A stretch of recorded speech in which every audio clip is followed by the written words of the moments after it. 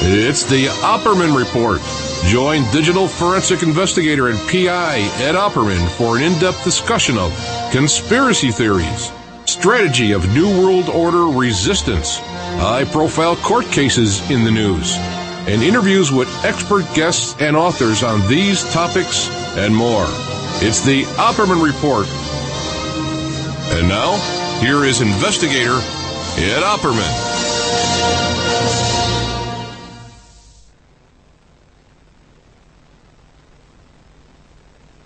Investigator Ed Opperman. This show is brought to you by Audible.com. That's right. You go to audibletrial.com/Opperman Report. You go there, you sign up for free, you get a free audiobook, and that helps support the show. I want to introduce a new partner to the show called truthfunders.com. And it's a brand new launch. It's just like a Kickstarter or GoFundMe, right? It's a brand new company. They're not even launched yet. I was introduced to these guys by Jimmy Church from Fade to Black. And so we're in there on the ground floor with these guys. They're going to be sponsoring the show. But they're here to help all of us, okay? All the different stations listening tonight, all the different hosts. This is the kind of company that they're funding, paranormal investigators and UFO investigators and conspiracy investigators and 9/11 truthers, our kind of guys. They want to fund us, and so it's a brand new sponsor, brand new partner to the show that we're bringing in here. We're very excited to have. Now tonight we're live on PSN Radio, Wolf Spirit Radio, Hazy Radio, AwakeRadio.us, AwakeRadio.uk, Shazaz Radio, and all this kind of stuff. We are not live tonight on CJ Mars Radio or 365 Live, okay? We've had a very sad to announce that our great friend, Cindy Jean-Pierre of CJ Mars Radio is not with us here tonight in the studio like she normally is. And I would ask everybody to extend your prayers for her and her family, okay? Now, we love you, CJ, and it's not the same here without you, okay? And this show is dedicated to you, my friend, to CJ Mars Radio, and we mourn with you for your horrible loss that you had this week. But you're definitely in our thoughts and prayers. You can guarantee you got that. Okay, then throughout the week, we're replayed on Para X Radio Saturday night, 7 p.m., Penny Entertainment Sunday mornings, Firehorse Radio, and Shake and Wake Radio during the evenings. Okay, let's see, what else? Okay, real quick, I got another quick announcement. My kid, Victoria Maria Opperman, everybody knows her. She has the show called Teen Truth. It's on Shake and Wake Radio on Sunday afternoons, 1 o'clock. She got a huge guest. She picked up Leslie Marshall. Okay, from the Leslie Marshall Show. Look at Pinckney smiling over there. Okay, we picked up Leslie Marshall. She's tonight she's on Hannity. Okay, she's a guest on Sean Hannity tonight, Leslie Marshall, and she was a guest on My Daughter Monday afternoon. Okay, so that'll show you the kind of guests my daughter's pulling, man, all right? She works at U.S. News and World Report, and she's a Fox News commentator, and she's there busting chops with good old Sean Hannity. Okay, now tonight, we got a couple of big guests. We got Sara Jane Woodall. Okay, she's an incredible artist and a model, a creative writer and blogger. She's a creative genius, in my opinion, and she's also a really fun person. So tonight we're going to get to meet her. We're going to get to know her. Her website is called wonderhussy.com. That's WONDERHUSSY.com. So go pull it up now and start checking out her articles and her pictures and stuff like that. But before we get to that, I got great news for all you guys, all you regular listeners, and that is we have with us tonight the Reverend Pinckney, and he's here with good news for us. He has a big announcement. He got a big smile on his face, man. God bless you, Reverend. Tell us what's going on, man. Go. Well, this is like breaking news. On December the 15th, I will be going to court to be sentenced. And let me tell a little bit, because as you know, they surrounded my house. Right. SWAT team for a recall petition. And they also found me guilty of forging dates, changing dates on a recall petition, which they knew was impossible. And they found me guilty with absolutely no evidence at all. But here's what we have now.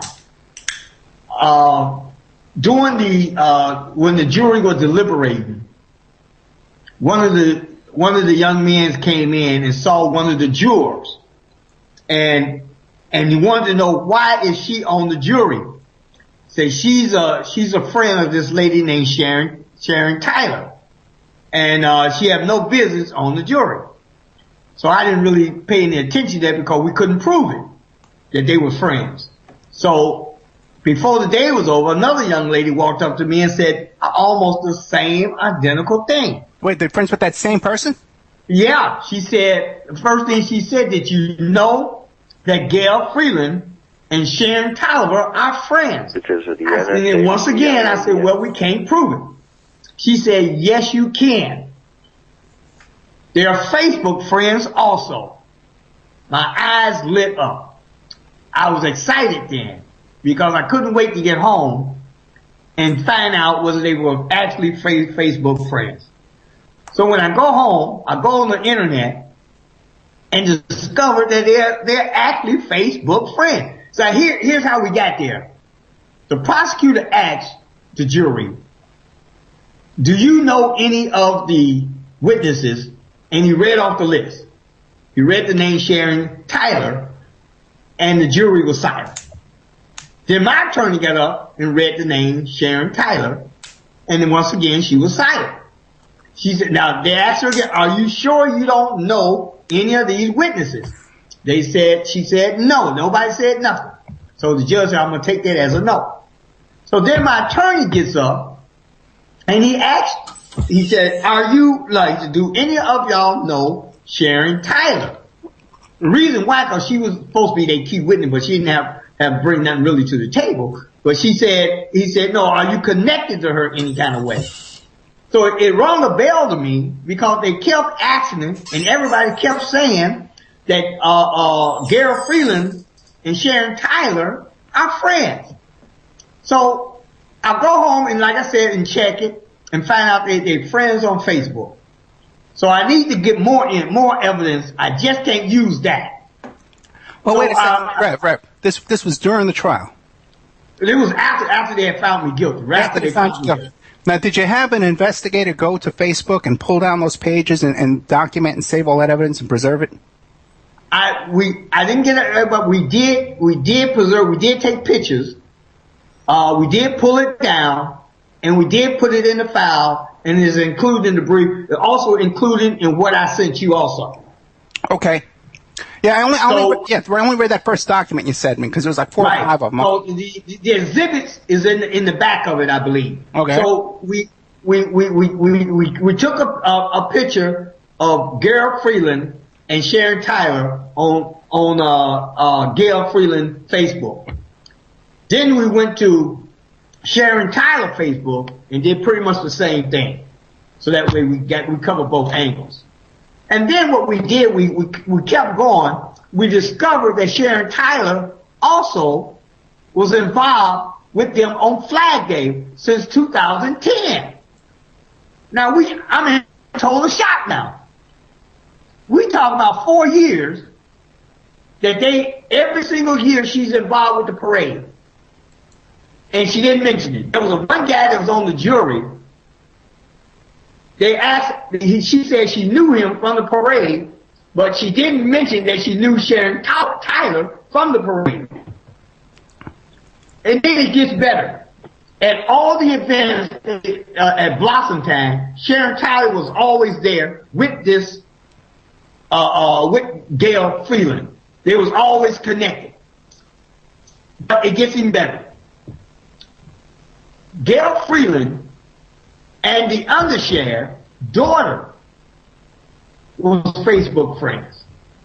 And we asked her specifically, do you have any contact with law enforcement? Once again, she was silent. The undersheriff and the sheriff are both on the board of Blossom Time, which she is part of. And during this Flag Day, more than 13 law enforcement agents are part of the parade that she never told us about. And it goes on and on and on how she got to be this. All she had to do was say, I know these guys from my parade. like she did this one guy, but she failed to do so. So now what we're doing, we're saying that you have been untruthful. You have lied. This is one of the jurors. Yeah. Okay. You have lied under oath, and you didn't give the information you should.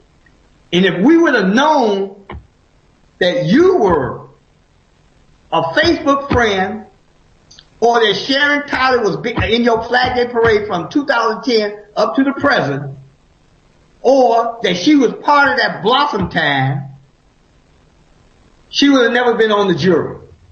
Also, if we have known that you was connected to the undersheriff's daughter and the undersheriff and the law enforcement for the last 10 years, you would have never been on that jury.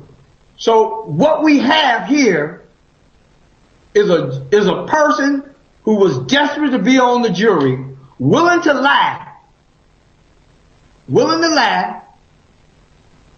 so she can help her friend Sharon Tyler out convict me. And I think that it's going to be a bombshell. We already filed it. They're scrambling right now. They're trying to figure a way how to get around this. But we don't see how, unless they just don't hear the case at all. Unless they may try to do that, which I don't think it would be done. But you never know, especially with so much publicity that's going on about the case. But I never give up. I never quit. I continue to fight because I know we can win if we fight. We can't win if we don't fight. Oh, I agree with you on that. Now, what about your sentencing was supposed to be December 14th. Did we get that postponed? 13th. December 13th. Just tomorrow? Monday. Today's not the 12th? No, the day is the 11th. Oh, the day is... Oh, I'm sorry, the 15th. I think they got a warrant out for you, brother. I'm glad you... Yeah, you're right. It's the 15th. And, but listen. Yeah. You see, the biggest thing, there was a black guy who almost got, well, he wasn't going to get on the jury. It was impossible for him to be on the jury. But they quizzed him for 2 days because he said that 20 years ago, he said hi to me for 5 seconds. Oh, Can you believe that? 20 years ago. And they drilled him for 2 days. And now this girl is Facebook friends not only with Sharon Tyler, the clerk, but she's also a Facebook friend with the undersheriff's daughter. I think they got a mountain to climb. Okay. I'm more than happy to see this. And, I just wish that even more. I know there's a lot of other things that's actually going on. I wish that I could, that I can just find out more about them. But I'm more than 7. And also, we're also investigating 4 other juror members that we believe that was planning on the jury also. We don't really have the connection. I'm just listening to people call me and tell me stuff. But like I said, you can't call me and tell me unless you can produce the evidence. Because they're not going to even listen to me if I don't have evidence to support what I'm saying. Absolutely. Okay, now your sentencing is Monday, right? That is correct. Are we getting a postponement on that? Well, that's what we're shooting for. Okay, so we're going to have to be there, and we got to have a hearing, right, in reference to the jury issue, and plus the direct verdict, because there was absolutely no evidence that could have convicted me. Right. So those are the issues. Also, we brought up this Hall case where what they did, they overcharged. There's no such charge as forgery on a recall petition. There's no such charge. Just to clarify the charges, these original charges are basically you had a clipboard and people were signing their name on a petition, and a couple of people signed their name twice, and they want to send you're 66 years old, they want to send you to prison for 7 years on that. Maybe 20 years. Yeah. especially if they can do it and get away with it. Right. So it's all designed to try to silence me any way they can. And I'm not having it. I'm not having it, Ed. I hear you, brother. Now, let me ask you this. You see these cases, Mike Brown, Eric Garner, even these little kids that they're shooting down in the street. This little kid in Cleveland. In Cleveland, right. The young boy in Cleveland, 12 years old. Are you afraid that they could try and come after you and pull something like that?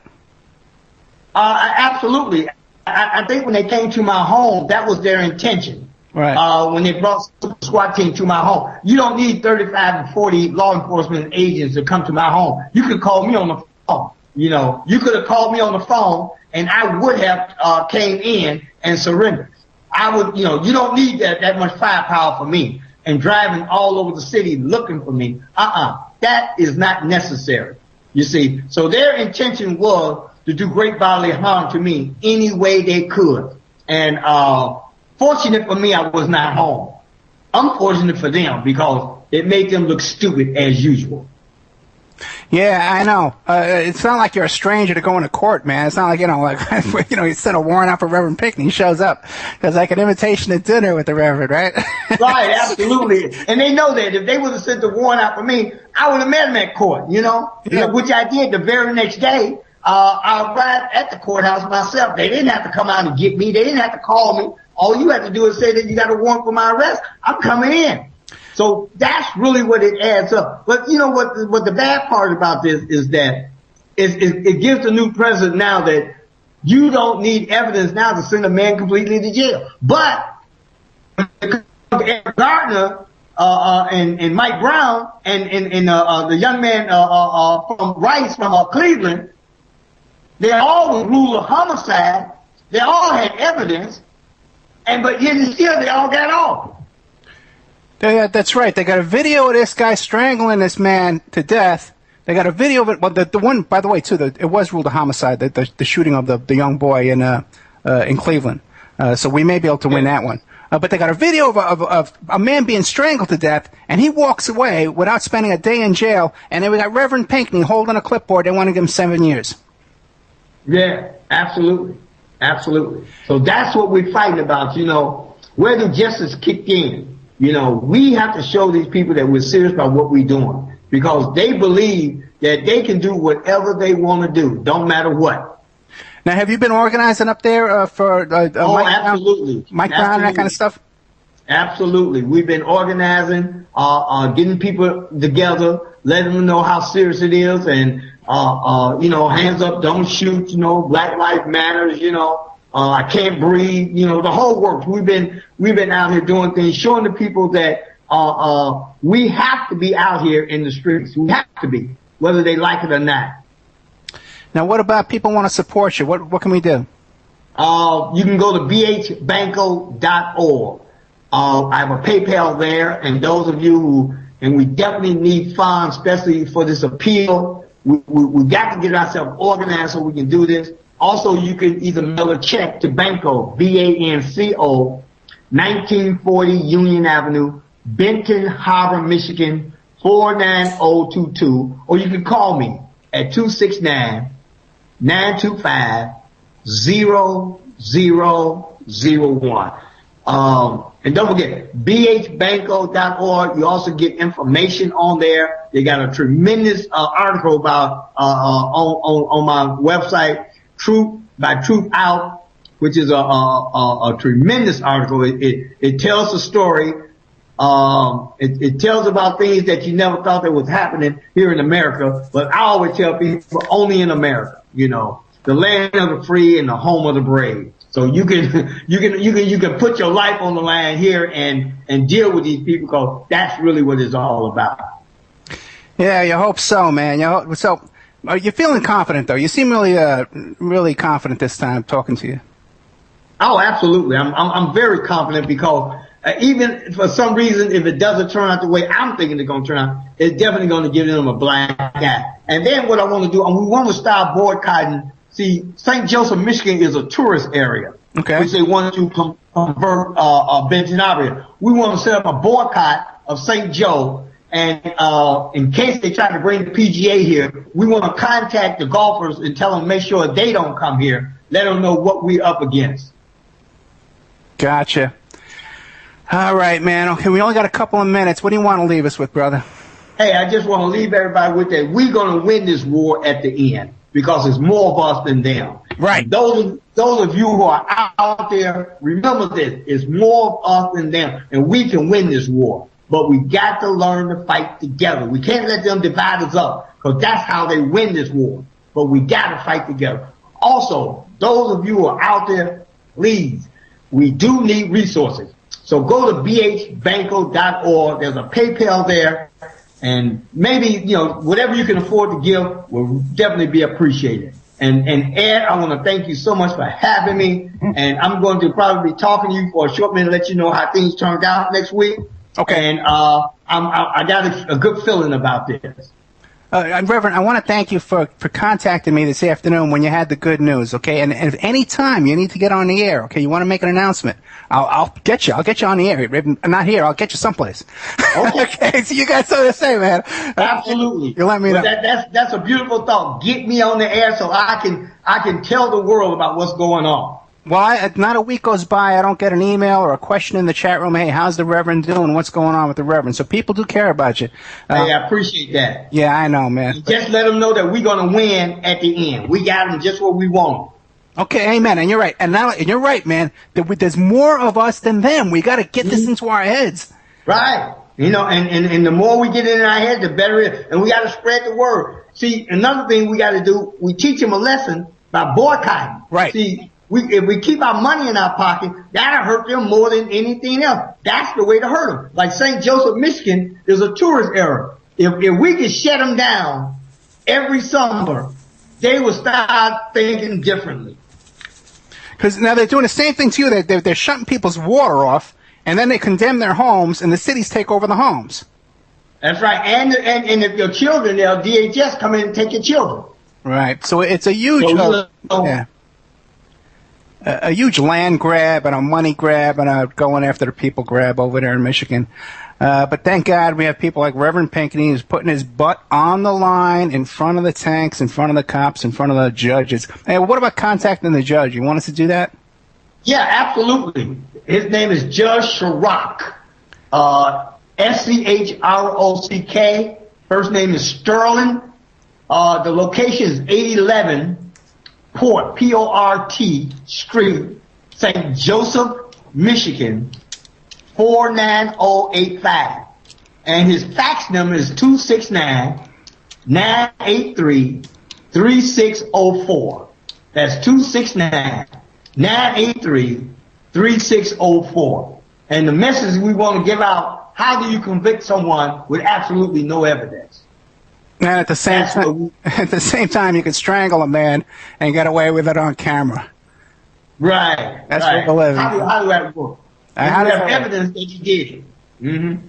Okay. Only in America. Only in America. Well, maybe we could turn this around, man, before both of us are in our graves, Absolutely. All right, brother. Okay, listen, thank you for coming on. Hey, thank you so much for having me.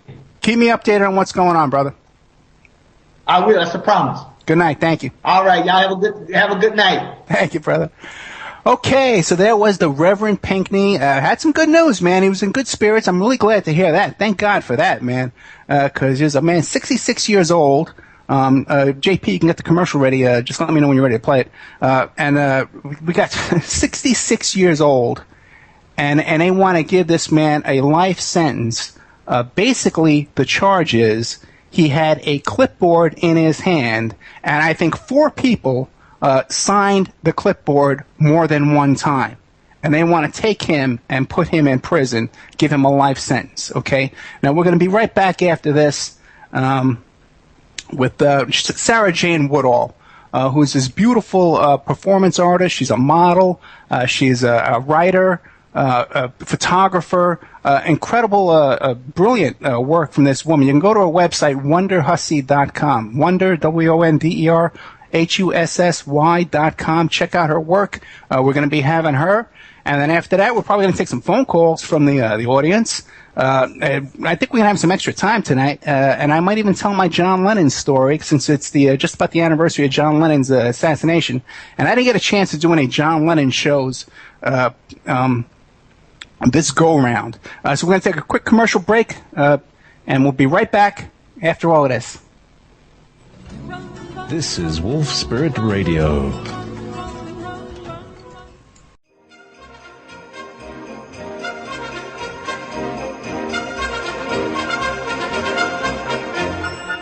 Ho, ho, Merry Christmas. Hey, guys, this is Ed Opperman from the Opperman Report, coming to you from the North Pole. And we are wishing you a very Merry Christmas and a Happy New Year from our family to your family. We hope and pray you all have a happy, safe, fun-filled holiday season and a blessed New Year.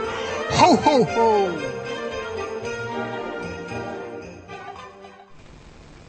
239-8546. 239-8546. Ready? Don't forget good old Amanda at Pacific. You're back on the air, Ed.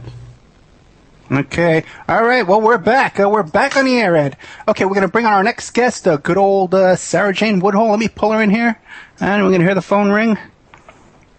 Sara is the owner of WonderHussy.com. And tells all the stories of her adventures traveling around the different hot springs and events, Burning Man, all this kind of wonderful stuff. She's always up to something. And I've been dying to get her on the show. But, we had Catherine McDonald, the wife of Jeffrey McDonald, booked tonight. But she got into a car accident. And so it turned out we couldn't get her in here. So thank God Sara was available. She just went on this long drive from Southern California up to her parents' house up there in, what do you call that, Humboldt? Humboldt County, California, which I think is her area of her youth. Hey, Sara, you on? No? Okay, I'm waiting for Sara to connect here. Next week, we got a big deal coming on, too. We got this guy, William Zabel. And his deal is he's an expert on the Columbine story back from about 10, 12 years ago. And he's pretty much been off the map, hasn't been doing any interviews or anything for quite a while. But we got him coming on. He hasn't done a show in a long time. And there's going to be some really new information coming out of William Zabel because there's some little twists and turns in the case. I can corroborate a lot of the stuff he's talking to you about because I've met other investigators that were working on the lawsuit in that case and stuff like that over the years. You meet people at conventions and stuff like that. You start talking about, hey, what big cases have you worked on? Oh, Sara, you back? Oh, we didn't get Sara yet. We're still trying to connect to good old Sara Jane Woodall. And having trouble making this connection here, but we'll keep trying. But I can corroborate a lot of William Zabel's information. And the thing is, I think everybody can agree that there was more than the two shooters at Columbine. Now, William goes on to say he thinks that there may have been 10, 20 people involved in this conspiracy. And it's not that far off. I tell you, there's a lot of information about this that I think that we can agree with. And this guy, you start looking him up. William Zabel, there's only a couple interviews out there. There's nothing on YouTube. You got to really look for it. There's some archived interviews on him there, but not that many. Really nothing on YouTube. So we're going to be bringing that on. And it just turns out it's a small world because we know a lot of the same people. Okay, while we're waiting for good old Sara to connect, let's see what's going on.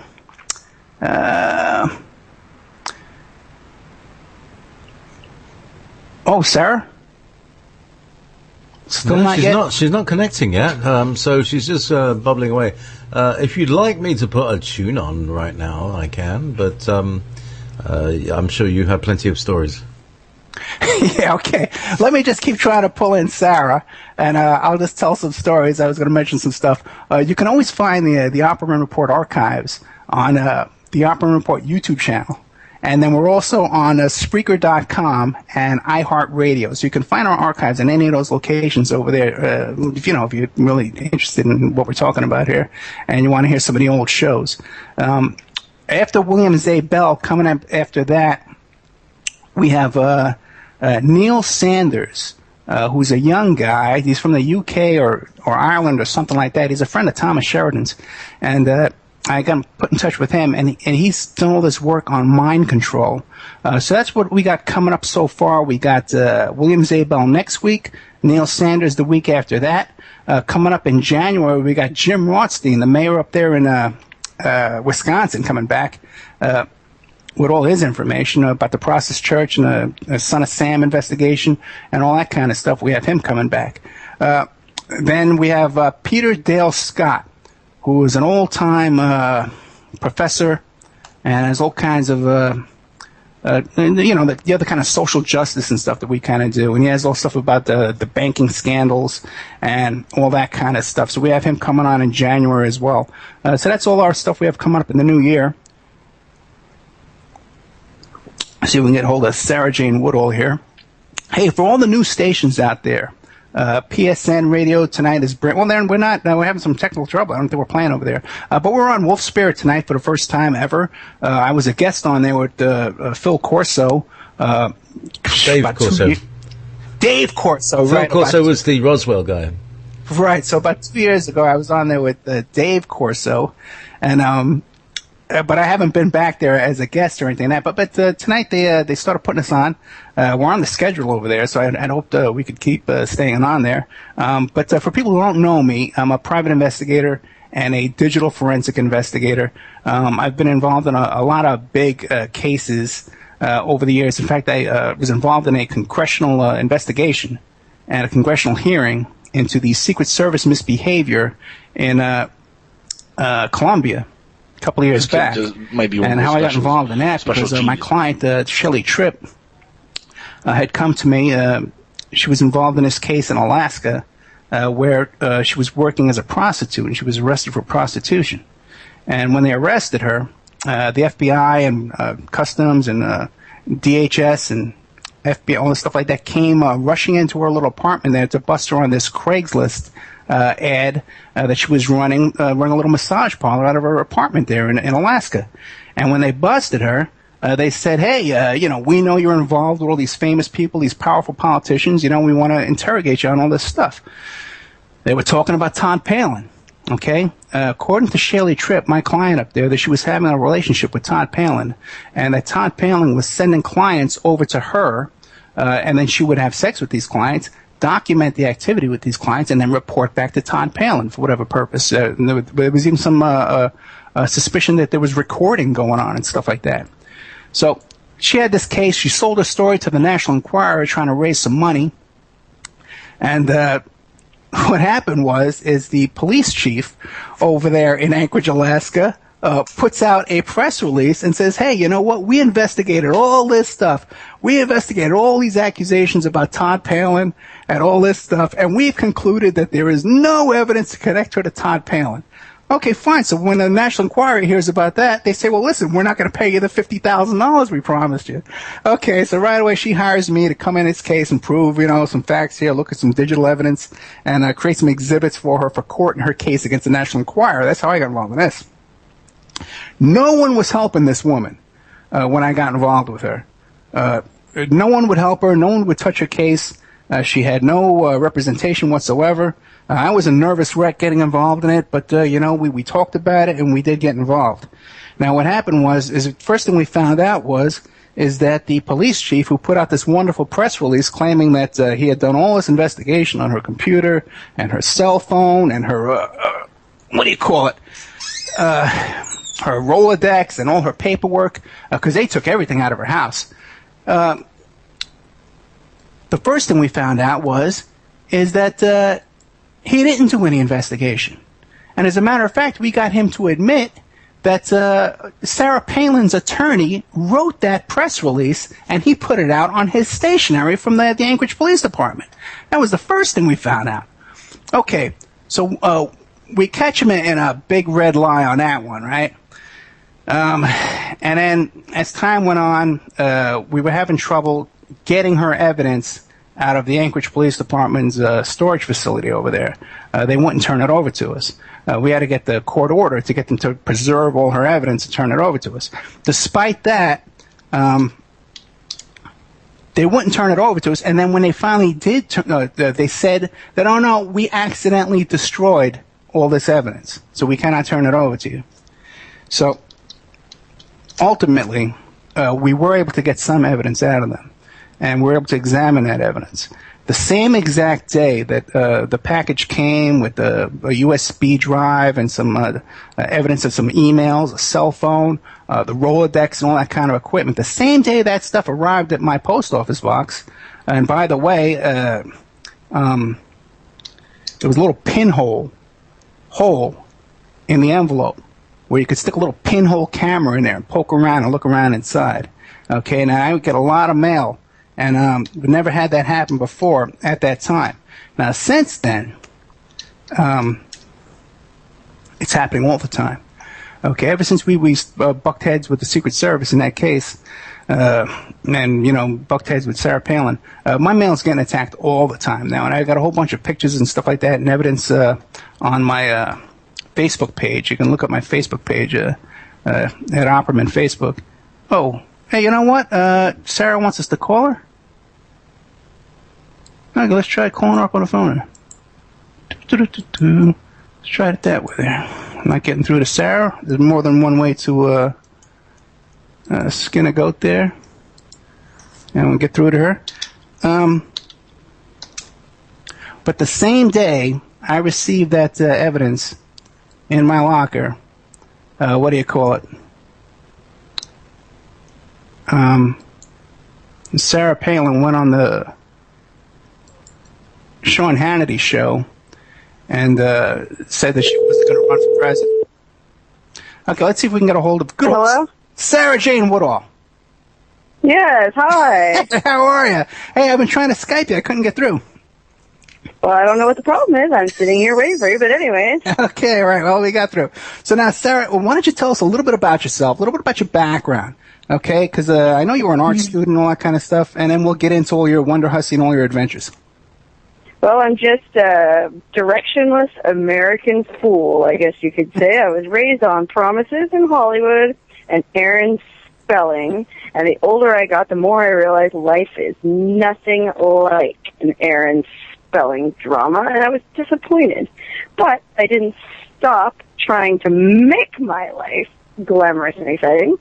So after I got my art degree, I moved to Las Vegas, thinking that would be a place to have an interesting life.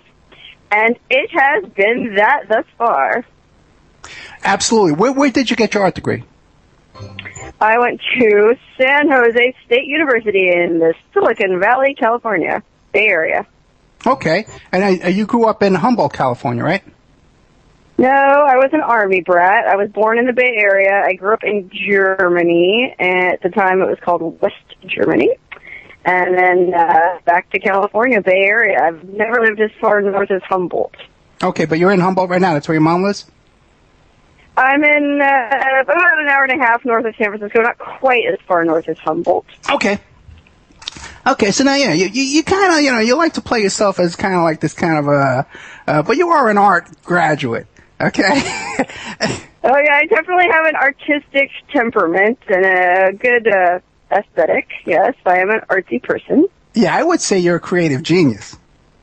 Oh, well, thank you. I don't ever want to call myself a genius, but I guess I'm kind of creative, sure. Yeah, I know you don't. I know you don't. But I got to tell you, man, people really have to look at your work on WonderHussy.com. And it's not just your photography and your modeling and your performance art, okay? But it's your writing as well. Thank you. Oh, no, dude, I'm a huge fan. You know I'm a huge fan.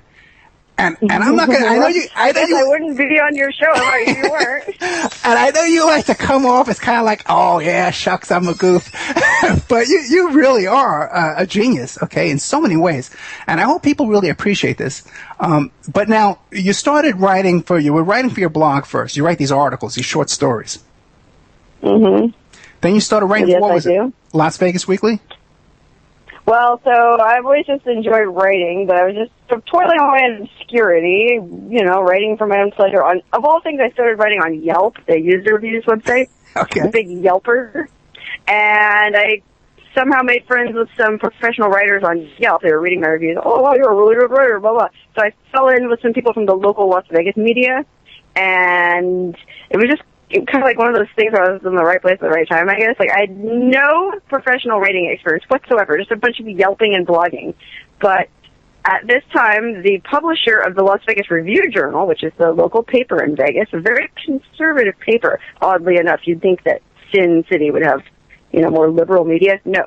The Las Vegas Review-Journal is run by Stevens Media, which is based in Little Rock, Arkansas, and is a very conservative paper. But at the time, they had a very progressive publisher who was more libertarian type, and he thought it would behoove the Review Journal if they would start a website that was like a guide to adult Las Vegas. Like all the things people want to know about Las Vegas, but can't really find that information anywhere. Like, how does it work at a strip club? What are the protocols, the rules, the laws regarding prostitution and whatnot? So the Review Journal thought it would be cool if they started up a website where people could go read all the ins and outs of the seedy side of Vegas. But this being the Review Journal and being owned by conservative Stevens Media, they didn't come across as being too seedy. So they thought, we'll get a woman to run it. It'll be cute. It won't be seedy, blah, blah, blah. So that's where I came in. Like, I had no writing experience whatsoever. I just happened to meet somebody from the Review Journal right around that time, and because I had a background doing some kind of weird stuff around town, they hired me to run that website for them. So I did that for a year. That was my first writing job, and it kind of parlayed that into, I wrote a column for one of the papers after that and assorted other things. But that's how it started, man. Yelp. Okay, but you got kicked off of Yelp for a while, right? No, I've never kicked off. I've had certain of my reviews censored because, and this is why I suck and will never succeed in mainstream media. I tell it like it is. I don't like to kiss butt. I like to call a spade, and I just have been a little bit too blunt, I guess, and said some pretty obscene things on Yelp. So there was a few times where they censored my reviews. They never kicked me off now. Okay, now you also write articles or short stories, I guess, like stories of your adventures. What do you call those? Articles? Stories?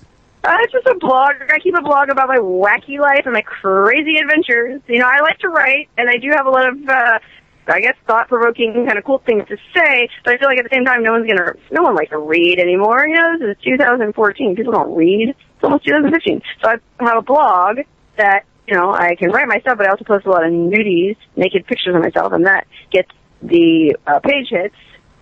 So it's sort of like a little bit of everything, something for everyone, I guess.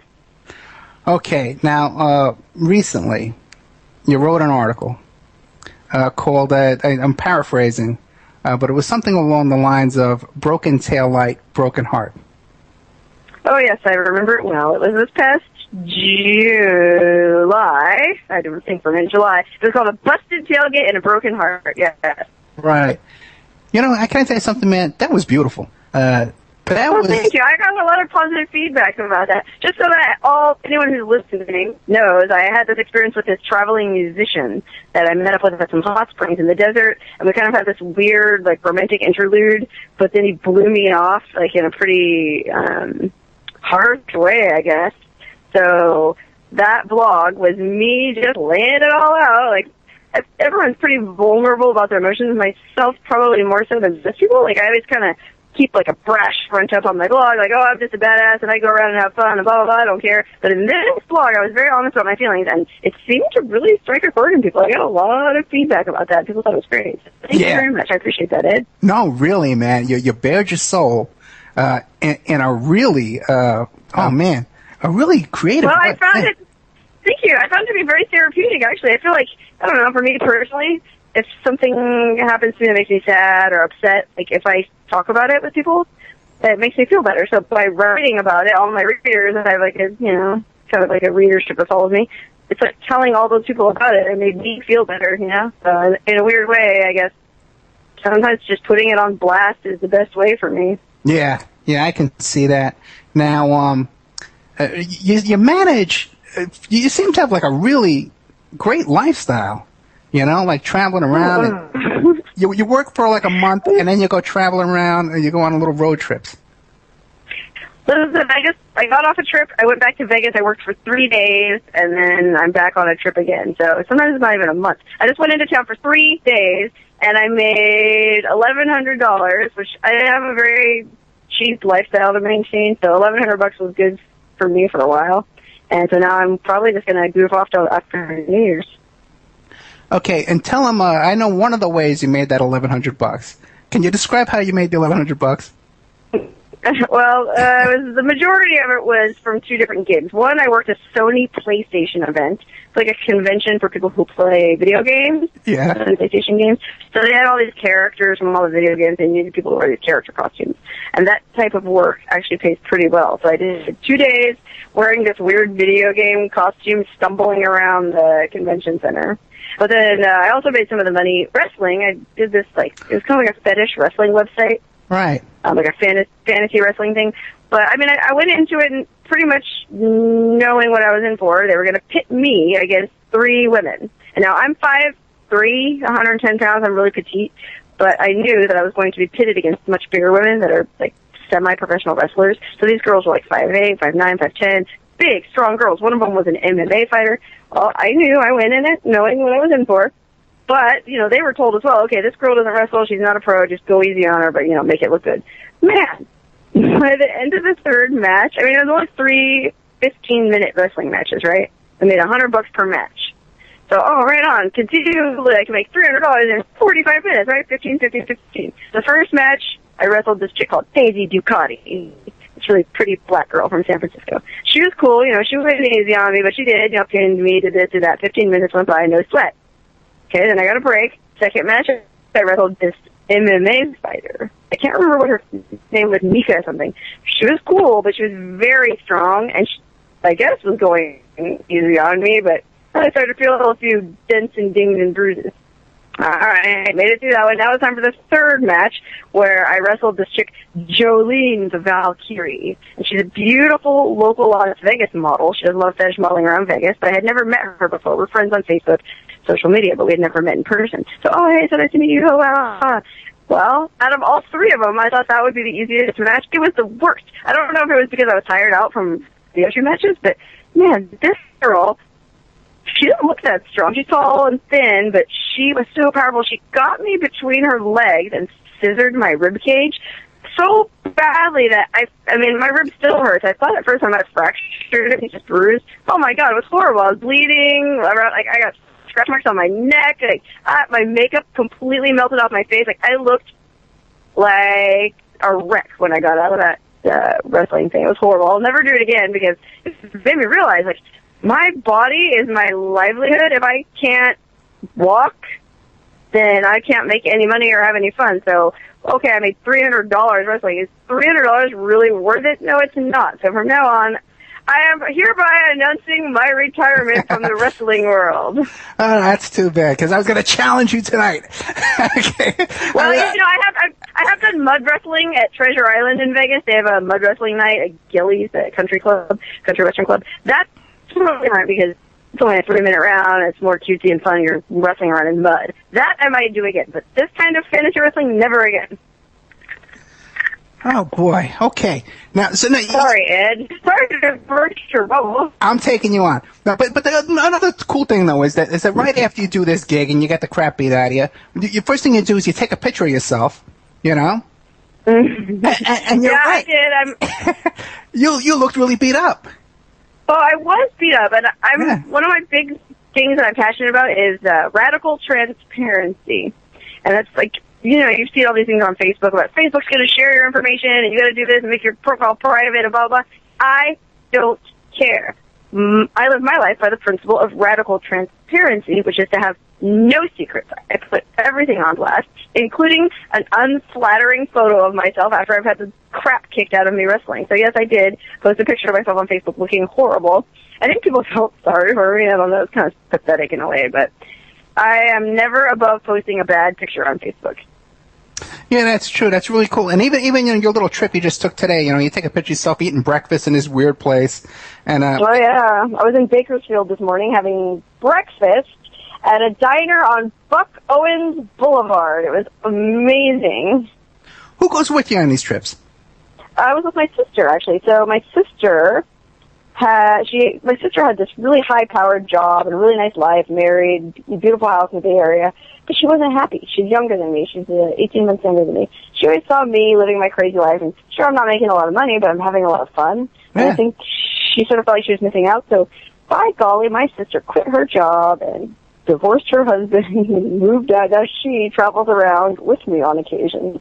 So she and I just went camping in the Mojave Desert by some sand dunes. We camped out for a few days. Then we went down to some hot springs in Southern California. And then we just drove back up through Bakersfield, which is why I was there this morning. Drove back up to Northern California, which is where I am now in the forest. Now, when you do that's just incredible. You're in the desert in the morning, in the forest at night. Now, but let me ask you a question. Now, when she's taking these pictures, she's a good photographer as well. I'll tell her you said that. But how come there's no pictures of her? It always looks like you're taking these trips on your own, all by yourself. Well, I don't always travel with my sister. I travel with many people. And to be honest, a lot of people that I go places with, and they invite me, but then they go, don't put this in your blog, don't show me in your blog. It kind of hurts my feelings. A lot of people are embarrassed to be seen or associated with me. So that's not the case with my sister. My sister is just more, I don't know, she doesn't like to have her picture blasted all over the place. And I respect that because I have a lot of weirdos who read my blog and look on my Facebook. So if my sister doesn't want to be shown, that's fine with me. But it has happened to me before in the past where people explicitly ask me not to show them on their blog, and it's like, on my blog, well, really, then why are you hanging out with me if you're so friggin' embarrassed to be seen or associated with me? That's a perk thief, you might say. Hey, what about that trip you took? It was like a music video where this guy looked like Popeye and had all these muscles. Oh, my God. So there's this wonderful place in the desert, right? It's in the Mojave Desert. Right around 29 Palms, if you know where that is, big marine base down by Palm Springs. Well, it's this no man's land desert. Nothing. Wasteland. They use it to train these guys for Afghanistan, combat in Afghanistan. So it's this barren expanse. It's called Wonder Valley. But I just think it's the greatest name. They named Wonder Valley, right? Well, no, but I wish they had. But, it's just a bunch of scattered little ranches, and there's this weird little bar and grill right out in the middle of it called the Palms Restaurant. And it's like the Mos Eisley Cantina from Star Wars. If you remember in Star Wars, they go to that weird bar on Tatooine. There's all those weird aliens hanging out. It's like that. It's a weird little bar in the middle of the desert, all these crazy characters. And then there's little ranches and sort of like shanties scattered around the desert around it. And these two German artists that I met live out there part-time. They come out in the winter to get away from the miserable, freezing cold winter in Germany. They come stay in this. Let's start. How did you meet these guys? So a friend in Vegas, this was probably 2 winters ago, one of my friends in Vegas goes, hey, do you want to go to this rave in a lean-to in the desert? That's how he put it to me. Do you want to go to a rave in a lean-to in the desert? Well, when someone asks you, do you want to go to a rave in a lean-to in the desert, of course you say yes. I mean, YOLO, right? You only live once. You might as well. I said, sure. So I drove out there. What do you mean it's a lean-to? Like, should I bring a tent? Like, because I was going to stay overnight. Should I bring a sleeping bag? No, it's a lean-to. Don't be silly. What the hell is a lean-to? Like, when I think of a lean-to, I think of a wood pile on the side of your house with a little thing over it. But no, it was like a sort of a shanty, sort of Mad Max style compound made out of plywood and barbed wire. Yeah, it was a rusted sheet metal. It was just odds and ends. It was odds and their house started out as this little adobe cottage that this old-time blues musician built out in the desert. He's actually a pretty famous blues musician. I don't remember his name, but he built this adobe cottage, and then they sort of added on to it when they bought it so that, it's corrugated tin and rusted this and plywood and barbed wire. Big compound. It looks like something out of Mad Max. So I went out there, and met these artists, and they're nutty. So it's just, this guy's in a band. He's pretty well known in Germany. And he looks like Popeye on steroids. Like he's a big, muscular, bald guy who smokes a pipe and wears a sailor hat. Captain Rummelschnuff. That's his name. He doesn't speak a lot of English, but his first mate is this guy Christian, who's a friend of mine. He speaks perfect English. So yeah, I've gone out and stayed with him a couple times, and they filmed a music video last time I was there. In fact, my sister was in it with me. That time she did allow herself to be filmed. We were featured background dancers in the new Rummelschnuff video. It was so cool. Now wait a second. Did you hook up with that guy? Because you look pretty cozy with the big top on. I hate to break this to you, but Christian was gay. Really? And Captain Rummelschnuff, I don't think he's gay. I'm pretty sure he's not, but he didn't hit on me, so no, I didn't hook up. That's another thing. People read my blog and my social media persona. They think I'm the whore of Babylon, which is, I assure you, not the case. I'm actually one of the squarest people you'll ever meet. I'm very vanilla. You go to my house in Vegas, and I have a very tastefully decorated home. It's all clean, nice kitchen, matching china. I'm very, very square at heart. But I don't know, man. I just like to live. So people think like, oh, you go out to the desert with this guy, you're hooking up left and right. No, that is not the case. I assure you. No, I'm a nice girl. I didn't mean to offend you, but it did look with Rummelschnuck there. You guys No offense taken. I'm just trying to clear up a very common misconception. I think I saw a picture of Rummelschnuck there cooking up some scrambled eggs or something, and you were like in love with him. But okay, listen. Yeah. Well, Germans are really big into nudism, and I'm a nudist as well. So let me let you in. Let me let you and your listeners in on a little secret. Nudism does not necessarily equate to sexuality. Like, I go to a lot of nudist hot springs, and I'm naked a lot of places, and there's no sexual undertones or any kind of tension. It's just being naked for the sake of being naked. It's naturism, I guess is what you would call it, naturism. Okay, good. We're going to get into all of that, okay? We're going to straighten some people out tonight. All right. Now, we're going to take a break. Now, the way we're set up tonight, it's a little different than usual. So, you and me, we can't talk during the break because the audience will hear us talking. But after the break, we'll get back with more adventures of she calls herself some kind of crap about being a nude model or whatever. But she really is a genius performance artist. Adventures of a Vegas nude and fetish model, which she is. But the thing is, this is really a performance artist genius. Okay, that I really hope will go down in history and people will recognize this genius that I see here. And let me tell you something, Sarah. I've hung out with big famous artists and people, historical figures, and I'm telling you, man, I see it. So we'll be right back after this. We're going to plug all of Sarah's stuff. We're going to get you to hire her to be a model. You won't believe the deal she offers, man. You can come to Vegas and hang out with her for a day. She'll take pictures with you and all kinds of stuff. Adventure of a lifetime, in my opinion. So we're going to be right back after these messages. More with Sara Jane Woodall, wonderhussy.com. And I'm going to say something. When we come back, I'm going to tell you a little secret about Sarah that she hates people to know about, okay? So we'll be right back after this message. This is Wolf Spirit Radio. If you're looking for essential oils, stop by and check out Essentially Tammy on Facebook. She is Young Living Essential Oils Independent Distributor. These 100% therapeutic-grade oils help support the body's natural functions. You can click on her website posted on Essentially Tammy, that's T-A-M-I, to see the current deals and check out the benefits of oils such as frankincense, joy, valor, lemon, thieves, panaway, and many more. Email Jocko-Tammy, that's Jocatami, at yahoo.com, or call 352-239-8546. That's 352-239-8546.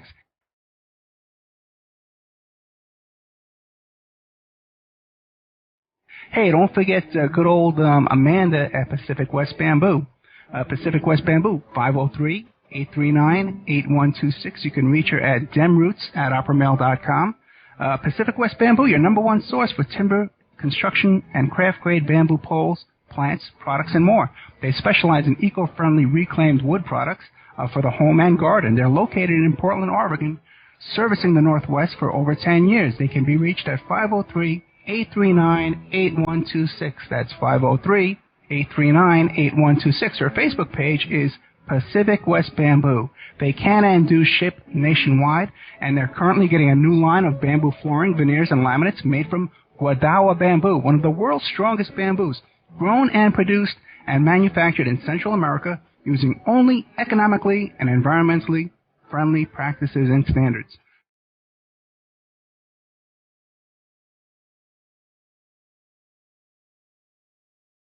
Good old Mike Ray at infinityhomeplans.com. Check out Infinity Home Plans and Design Services, your resource for 3D and 2D draftsman services. They offer a multitude of products, including stock home plans, 2D digital drawings, 3D models, renderings, and more. That's infinityhomeplans.com.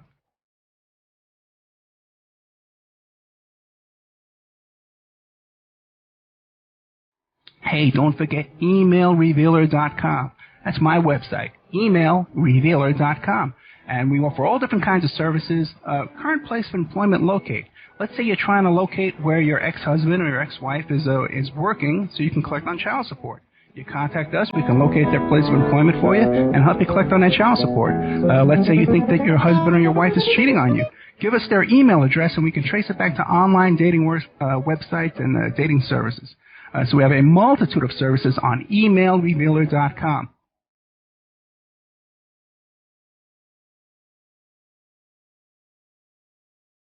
Hey, don't forget the New World Mexican Women. Okay, now you just Google New World Mexican Women. You can find their book where they first describe their love letters to their men and their sons and their uncles and their brothers who have traveled from South America to North America to work as migrant workers. But the women down in this town there in Guerrero, Mexico, they want their men to come back. So they've written these beautiful love letters and they've put them all in this beautiful coffee table book.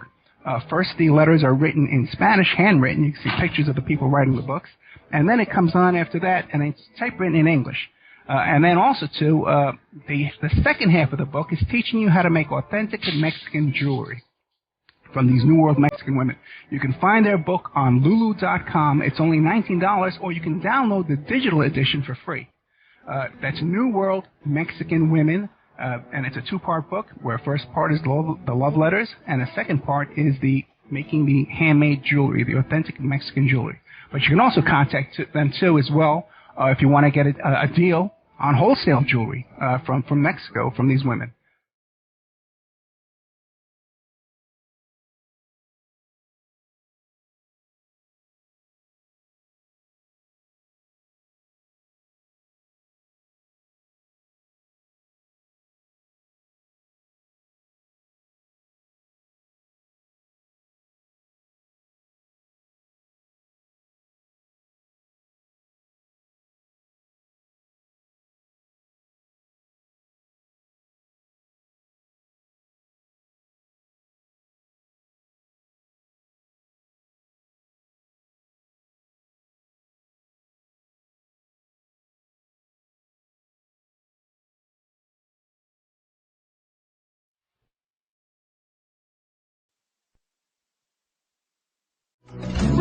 This is Wolf Spirit Radio. Okay, welcome back to the Opperman Report. I'm your host, Private Investigator Ed Opperman. The show is brought to you by Audible.com. Hey, go to, what is that called? Audibletrial.com/Opperman Report.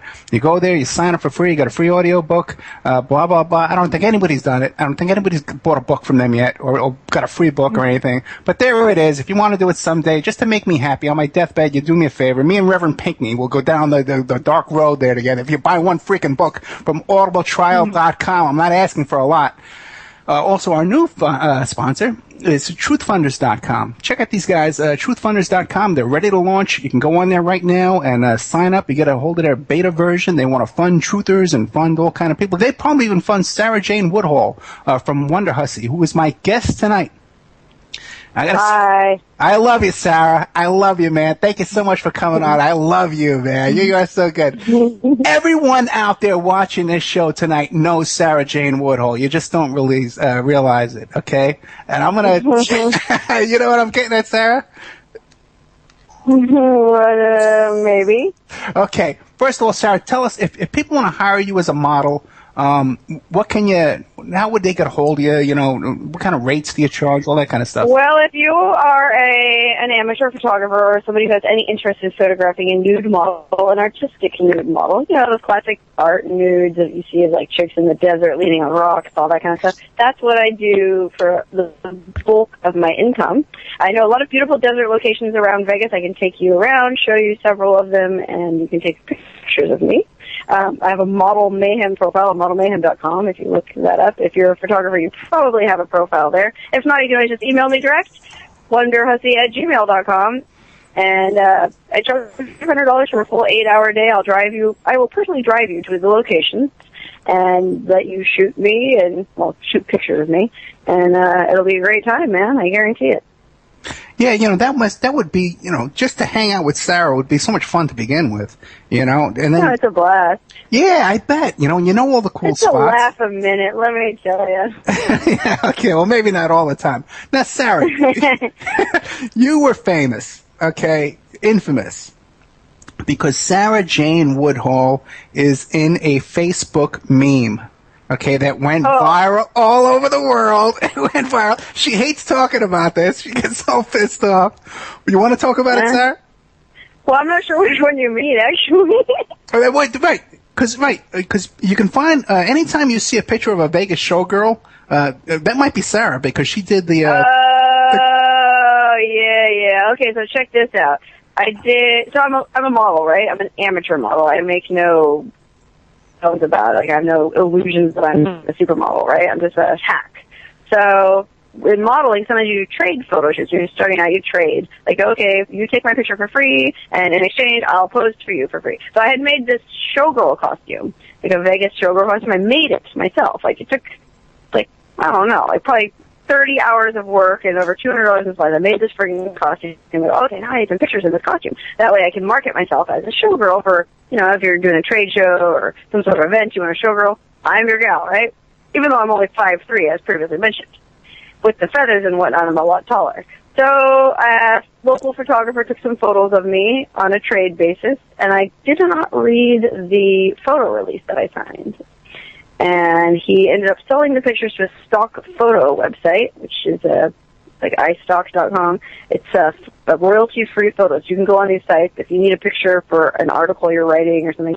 Oh, I need a picture of a showgirl. You look it up. Okay, you pay $5. Boom. You can put the picture in your article. That's it. You don't have to pay the photographer. You just pay the stock photo site the $5.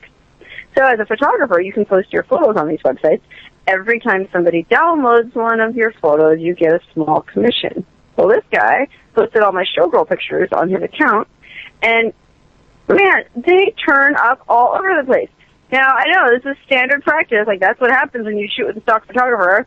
But I just feel like, because we were kind of friends when we did this photo shoot, and he didn't, I don't know. I just feel like if he was really a friend, he would have, you know, offered to cut me in. I don't know. These pictures show up everywhere. I've had people email me from London, like, hey, your picture's on the casino over here. You know, and honestly, I came to a new realization about it. I was just complaining about it nonstop.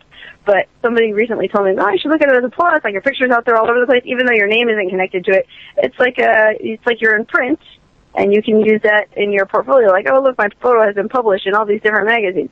I just feel like because my name or credit isn't associated with it, it's not really doing me any good. Nobody knows me, but I could look at it that way. So I'm trying to be positive about it and just look at it as an opportunity. You're like the iconic showgirl. But that's the sad thing. I am not the iconic showgirl. I am flat as an ironing board, and I'm 5'3". If somebody wants to put a picture of a showgirl in their magazine, they would do way better than me. I mean, there's a million other better showgirls than I just don't understand why. I think this picture must be really cheap or something, because that's the only reason I can think of it. I totally disagree with you. And the picture it's the classic showgirl picture, and that's you. Yeah, you did it. They're using it because it's real and it worked. Listen. All right. Okay. Yeah, trust me on this. I'm going to be your new agent. I'm going to manage your career, just like Bill Cosby managed all those chicks. I'm going to take over your career, young lady. I'm going to help you out. I can't wait. Now, just drink this. Listen, here is what Sarah is also very well known for, and this is the one she hates to talk about. Now, Sarah had a problem with her mortgage. Right? Ugh. I know. Sarah, you want to tell them about it? Well, first of all, it's a really pathetic story. Everybody was in the same boat. Like, there's a lot of greedy people in Vegas who got over their heads, myself included. Now, there were extenuating circumstances in my case that I won't get into, even though it's better than any soap opera you've ever watched. But I allowed myself to be coerced. But I allowed myself, I take full disclosure, I allowed myself to be coerced into this bad mortgage on this house with this guy that I was dating. Or I was living with this guy for a couple of years. We were kind of engaged. I thought we were going to get married, whatever. Bought this house. Boom, broke up. Now I'm left holding the bag. And this mortgage was horrible. Like, you remember all those adjustable rate mortgages we used to get back in the day? Well, that was me. So, in fact, that's how I got started modeling nude and fetish modeling. I needed to make money to pay this mortgage. Chase Bank was my mortgage holder. So I go, all right, whatever it takes, I'm going to pay this mortgage. So I stuck in people's toes and kicking guys in the nuts, doing all this stuff to make some money, paying this mortgage every month. Well, meanwhile, it was like, this is like 2008, 2009, the recession. Everybody starts foreclosing on their homes, short selling, all this stuff. So, you know what? I was raised to honor a debt, and I signed this mortgage. I agreed to pay this debt, so I'm not going to welsh on it. So I contacted my lender, Chase Bank. Hey, can we maybe work out a loan modification, blah, blah, blah. This just went on for years and years. And meanwhile, I'm still paying my mortgage every month. So finally I go, you know what? Everyone's telling me, you got to stop paying. Miss a few payments, and then they'll pay attention. All right, so even though it went against my upbringing, I missed a few payments, and boom, right away. Oh, you want a loan modification. Oh, okay, well, let's work something out. So went on for like another year. They finally offered me this really crappy deal that I did end up welshing out. I ended up short selling my house. So wait a second. They offered you that deal where they add 10 years onto the mortgage? They will extend the term of your loan to 40 years. That's but they so would nice. also they also offered to write down my interest rate to the current market rate, which was like 4 point something. So, would have brought my monthly payment down, but I still would have ended up owing them an insane amount of money for a house that was worth a fraction of it. But whatever. I still feel really bad about it. To be honest, I feel really guilty because at the end of the day, I did welsh on a debt. Yeah. When I short sold the house, they got their money, they got their write-off. I'm sure Jamie Dimon, CEO of Chase, isn't losing any sleep over my house. But at one point, I had a buyer lined up, a cash buyer, and the bank wouldn't approve the short sale, or they were lagging, dragging it out, they wouldn't approve it. And the house was about to be foreclosed. It was going to be auctioned off. I think it was Valentine's Day or the day after Valentine's Day of 2012. So, it went down to the wire. And I'm like, will you guys please just approve this short sale? I don't want the house to get foreclosed on, blah, blah. So I did. I posted this. I had this sign that I made that kind of explained the whole thing. And I went on a couple of, you remember those We Are the 99% Occupy protests with my sign. And I had a picture, and it kind of went viral on moveon.org. They used it, which is not really something I'm proud of because it makes me look like an idiot. But I don't know if it was that or what, but they did. It finally squeaked in under the wire. They approved the short sale. I got rid of the house. And now I only have another 5 years before it disappears off my credit score. Oh. So happy ending. Yay. But the thing is that you held up one of those signs saying, hey, I paid this for the house, and I paid all these payments, and now I still owe this. Well, yeah, I did. And that was the thing. It was a very wordy sign. It wasn't like, you go to a protest, you want something that, and the bank is taking it from me because I still owe them this. It was just like these numbers were just astronomical and asinine, and they didn't add up. And if you really looked at the sign, and like, whoa, wait a minute. But I got a lot of hate for that. A lot of people emailed me and saying like, well, that's how mortgages, blah, blah. No, I found it. I paid, I think, $125,000 into that house. And out of all of that, and $40,000 of it was a down payment, but the rest, $111 of it was principal. That's interest. These people charge an obscene amount of interest on loans. It's ridiculous. But what I learned from that whole situation is I will never, mark my words, listen, everybody, I will never go into debt again, ever. I am paying cash for the rest of my life. Cash is king. But you make a point there, okay? And I'm a socialist, and this show is very left wing. We're intensely, barricading ourselves in here to do all this kind of stuff. But the thing, but the idea that it's okay that you take out a mortgage, and for the first 10 years, you're paying off like $1 off your principal. Yeah, I paid $111 if it was horrible out of like $400,000. And you got these people who come on your page there and complain about it and say, well, don't you understand? That's how mortgages work. Well, they shouldn't. You know? Well, I agree, but at the same time, I remember it clearly when I was approved. I mean, it was really crooked the way I was approved for this. Like, the whole industry was just so corrupt, especially in Vegas. I was approved for this loan, and I had to go sign this contract, right? And I remember it very clearly. It was in this suite at the Wynn Hotel, of all places.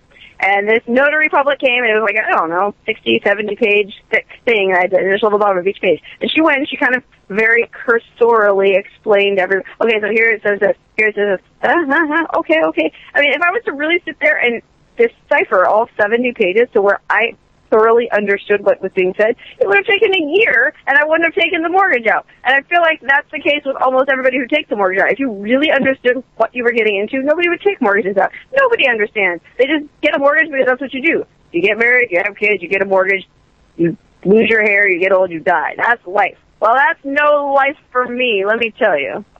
That's a good question. I got a couple of questions for you. First of all, what are your politics? For my politics? Well, I'm pretty much I'm as liberal as they come. I mean, I'm here sitting up here in Northern California.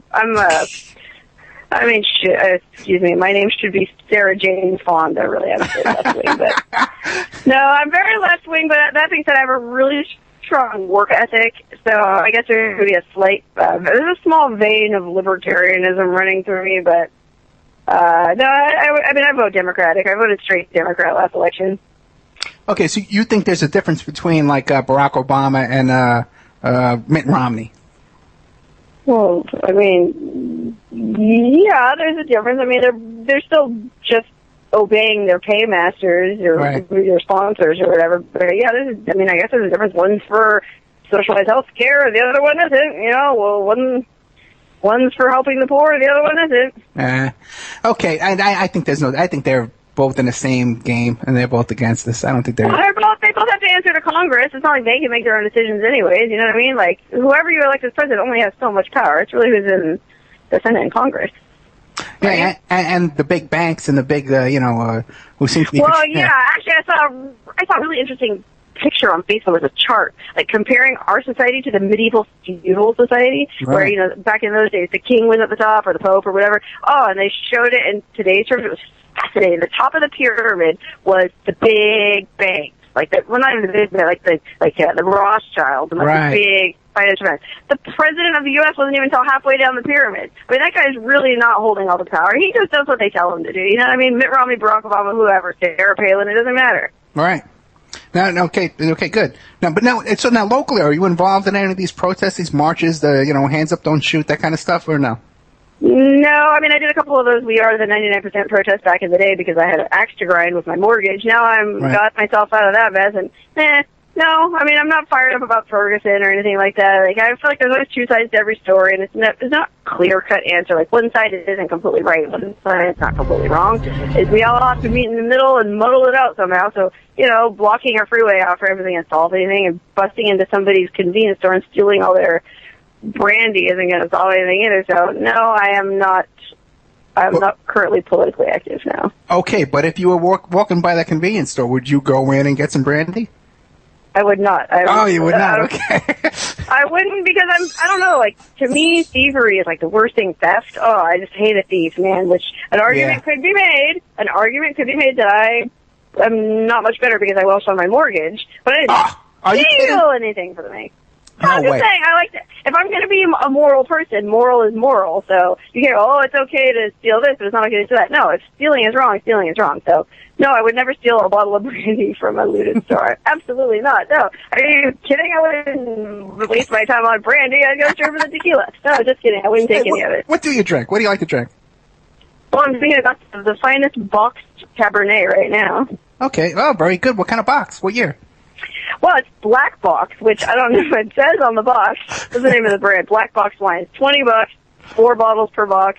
Supposedly won all these Wine Spectator awards. I don't know. It tastes good to me. I'm not a snob. I do like nice wine, but I'm also broke, by choice. So I'm okay. I would rather live the kind of life I do and drink boxed wine than slave away working for some, a-hole and drink good wine. So I totally hear you, and I live your life vicariously, because I would love to live that kind of life, just traveling around and camping and doing that kind of stuff. Oh, yeah? You want to run out around naked in the desert and pose for pictures? Is that what you're saying? I would run around naked in the desert. I don't know if I would pose for pictures doing it, but I would definitely run around naked in the desert. I got a problem with that. Yeah, it's great. It's a very liberating feeling. I was just doing it yesterday, in fact, before this cold front blew in. Now, do you ever think about settling down and getting married and having kids? I thought about it, yeah, sure, but I just feel like it's not for me. I'm 12 years older than my brother and 9 years older than one of my sisters, so I basically raised them, right? I was 12 when my brother was born. Right. So I changed all his diapers and blah, blah, blah. I've had that experience, and, I have nothing against kids, and if it happens, it happens, but I value my freedom, I like to be free to travel and move about as I want to, and with a papoose strapped to my back, it would be a little bit harder. Well, yeah, you would have to give up that life, I think, to some degree. Well, I wouldn't have to. You see those traveling hippies that raise their family in a school bus, that kind of thing. It would just make it a lot harder. And, for me, I'm really good with my money now because I learned that whole lesson with the mortgage fiasco. I know exactly how much money I need to pay all my bills. It costs me $70 a day to live my life, and that is to pay for everything: food, makeup, homeowners insurance, whatever, on my new house that I bought. So as long as I make $70 a day, I'm fine. And that also accounts for savings and retirement because I'm responsible. I'm putting money away in an IRA every month, blah, blah, blah. So as long as I make $70 a day, I'm good. I can travel. I can have fun. If I have a kid, well, now I'm going to have to make probably double that. I don't know how much it would cost per day to raise a kid, but it'd be more than $70. So I'd have to work double as hard. I'd have to do twice as many wrestling matches and have twice as many ribs fractured. And I just don't really feel up to that. What's your next? I would only have a child if I knew I was in a financial situation, which I wish more people were like this. If I was in a financial situation that I could support the child, then I'll have a child. I got a friend of mine, reminds me a lot of you. She did some modeling and stuff like that too as well. And she lives in a RV and homeschools her kids, and runs around and yeah, that's great. Same kind of stuff. I tried to hook you up with her. Remember, I wanted to send you up to, I wanted to make Sara Jane Woodall my correspondent and go up to Bundy Ranch. Oh, right, I do remember that. I don't know, man. I don't know if I would have gone along with those people. It could have been kind of touchy. Now you don't have to support them, but the idea of, because I had you in your, in the showgirl outfit. My friend does the same thing with the showgirl outfits. I said, set him up there in showgirl outfits. No, it would have been cool. You're right. And you know what? I would have gone for sure because I was very curious about that situation. I totally would have gone, but I must have had something else going on. I don't remember what the case was. I certainly wouldn't have blown you off for no reason at all, I assure you. No. Don't worry about that at all. Listen, you know, we're all free agents here. But Betsy, I wanted to hook you up with her because now tell them too what you do. You go busking down on Fremont Street and Las Vegas Boulevard for. Okay, so if I really don't make any money at all, like if I'm desperate, for whatever reason, all these different gigs I do dry up. There's no wrestling to be found. There's no conventions. Then my fallback plan to make money is to go busking, which is street performing. You stand on the street with a little bucket for tips. Well, I don't know if you've been to Vegas lately. You go down the strip. There's all these people standing around wearing costumes, crazy costumes. There's like Chewbacca, Elvis, Michael Jackson. So you take a picture with him, you give him $1, right? Well, I go, that's why. Going back to that showgirl costume I crafted myself. I made that costume specifically toward that end. I'll make this costume. Sure, it's an initial $250 investment in materials, but I'll make all that money back, and I can use this costume to pose for pictures of people. Well, worked on the costume, finished it, but what I failed to realize was there's already like 200-plus girls out there doing the same shtick, right? You walk up and down Vegas Boulevard, it's like knee-deep in showgirls standing around. Okay, plan B. I gotta think of something to set myself apart from all these other showgirls, right? What else do people like besides showgirls in Las Vegas? Hey, they like marijuana. So I made another costume. This was a marijuana showgirl costume. So instead of just a feather headdress, the giant pot leaf headdress. I've got pot leaves on the bra, green sequins everywhere, pot leaves growing out of the little panties, like all green sparkly pot leaves everywhere. And then I have a big giant joint that I hold as a prop, and I go out there as Mary Jane, the green goddess. And by golly, you'd be surprised. People will pose for pictures of Mary Jane all night long. And it's pretty good money. I don't do it very often because people make fun of these buskers out there, but I'm here to tell you that's really hard work. Yeah. I mean, it's exhausting. It's dirty. You have to suffer so many fools that it's hardly even worth it. Like, people are groping you, making dumb remarks. But that being said, it's cash money, $1 at a time. And it adds up, though. I've done it. I go out, like, every April 20th, which is 4/20. That's a big pot smoker holiday. Oh, yeah. I make it a point to at least go out on 4/20 and do it. The last time I think I made like $200 in, like, 3 hours or something. It's pretty good. No, that's not bad at all. Now, I understand that you have a chronic medical condition, and that you're required to treat yourself with medical marijuana. Well, I do, and here's the thing: I don't really care who's listening to this. I'll be honest with you, Ed. I'm going to tell you the truth. What? I've had insomnia since 2010. That's right. Yeah. Well, right. So it set in like after I did some bad drugs at a rave in the desert, right? So I got this terrible insomnia. I never had a problem sleeping before that, but now all of a sudden I couldn't sleep. So I go to my doctor, and he gives me all these benzodiazepines, like temazepam and tramadol. I don't remember all these different sleeping pills I've tried, right? Ambien. None of those would work, or they would work, and then I'd develop a tolerance for them. I'd start taking more and more. Like, I don't want to be addicted to drugs for the rest of my life. So I go, hey, how about marijuana? Could you prescribe me marijuana? Oh, no, I can't prescribe you that. This is my, primary care physician at Sierra Health. Legitimate doctor. You know what? I know smoking marijuana I had found on my own extracurricular experimentation. Because you did your own scientific studies on this. Well, it helps me relax, right? Okay. And my problem is when I'm sleeping, if I wake up in the middle of the night, I can't get back to sleep. It's because I'm stressed. I start stressing about it. Like, oh my God, I'm awake. I'm not going to be able to fall back asleep. Oh. Well, if I take a hit off my pipe, I relax and I'm able to fall back asleep. So my regular doctor wouldn't write me the prescription, so I had to go to a friendly special doctor, Dr. Reefer, and he was more than happy to write me a prescription. So I've had a medical marijuana prescription for 4 years. But the stupid thing is, I go to the doctor. Okay, what are you here for? What do you want medical marijuana for? I go, well, I have insomnia. Oh, insomnia. Well, that's not on the list of approved conditions in the state of Nevada. The state of Nevada, there's like 4 or 5 approved conditions that you can get a cannabis prescription for. That's AIDS, cancer, glaucoma, or number 4 is like some sort of catch-all, chronic pain or fatigue associated with one of these conditions. So I sort of fell in under the chronic pain umbrella. And I wouldn't have even put myself in there, but these doctors really want to give you this prescription, right? They want you to get medical marijuana for this. Oh, insomnia, yeah, we can't write you a prescription for insomnia, but would you say you get headaches? Well, yeah, I guess. If I don't sleep for a few days, I'd get a headache. Yeah, sure. Okay, we'll say you get a headache. It's so corrupt and so crooked. It's such a farce. I've had my card for 4 years now, and it's expiring on the 14th, which is Monday, and I have decided not to renew it because I refuse to be party to such a corrupt friggin' system. It's cost well over $200 a year in Nevada to have a medical marijuana card. And where is that money going? It's going to line the pockets of some crooked doctor and fees to the state, fees to the DMV. Like, where's this money going? So you guys can go out and arrest more people smoking pot? No, I refuse to be party to it. I am announcing right here and now, I am renouncing my medical marijuana patient status. From now on, I'm still going to smoke weed. I just ordered a whole bunch from my dispensary while my card was still good. I stocked up. I laid in supplies. I will still smoke weed every night, but I'm going to be doing it illegally. Yes, that's right, Johnny Law. Come to my house if you must. Bash me on the forehead with a billy club because I'm smoking weed in bed in the privacy of my own home to be able to sleep. If it's that important to you, come and take me away, I say. End of rant. Well, you heard it here tonight, folks. Sara Jane Woodall has announced that she is, in defiance of the law, going to burn her marijuana card on Fremont Street. I'm not burning a card. I'm just letting it expire. But seriously, I'm not a very passionate person. We were just talking about political affiliation. I'm not really politically active. There's only 2 causes that I'm passionate about, and marijuana is one of them. I really think that it is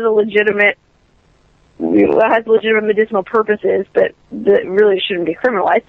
A, The other cause that I'm passionate about is female topless inequality, right? Oh, so yeah. we can get to that later if you like. No, we will. That So we're matters. going to be right back after this short message from commercials to make money. Our new sponsor is Dr. Reefer, who's going to be sponsoring our show after we burn his card at this thing. But we have with us Sara Jane Woodall, man, who I knew. I've never talked to this woman before in my life. And I knew she'd be a great guest. I saw this woman years ago, and I said, I know she's going to be a great guest. And I'm right. I know what I'm doing with this job. Okay, now, with Sara Jane Woodall, her website is Wonder Hussy. You can find her on Model Mayhem. She's Facebook memes. If you look at a picture about the showgirl, it's probably her. So we'll be right back after these messages. We'll be back with more Sara Jane Woodall. Hey, Sarah, we're going to be taking a break, but maybe you can try and Skype in and get better audio, okay? Okay. Hey, try and Skype me, okay? But Okay. see if you can leave this line open, too. But we'll be right back after these messages. Thank you. This is Wolf Spirit Radio. It's the Opperman Report. Join digital forensic investigator and PI Ed Opperman for an in-depth discussion of conspiracy theories, strategy of New World Order resistance, high-profile court cases in the news, and interviews with expert guests and authors on these topics and more. It's the Opperman Report with Ed Opperman.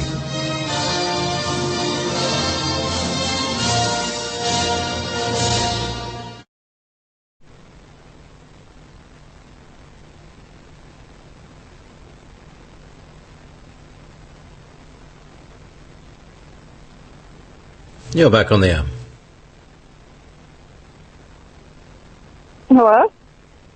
Hi, Sarah. Yeah, you're back on the air. Ed, where are you? Yeah. Ed's muted, disappeared. Gone to the... Anyway, so fascinating. I'm just the producer here, but I'm just holding the air. Hello, producer. Hey. So, yeah, do you want to tell us more of your wild life, it seems? Ah, that's interesting. We're getting some connection problems here.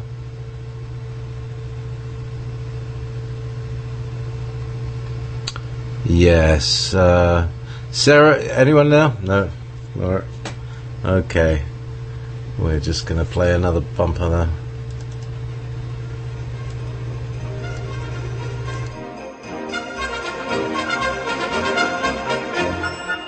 Ho, ho, Merry Christmas. Hey, guys, this is Ed Opperman from the Opperman Report, coming to you from the North Pole, and we are wishing you a very Merry Christmas and a Happy New Year from our family to your family. We hope and pray you all have a happy, safe, fun-filled holiday season and a blessed New Year. Ho, ho, ho!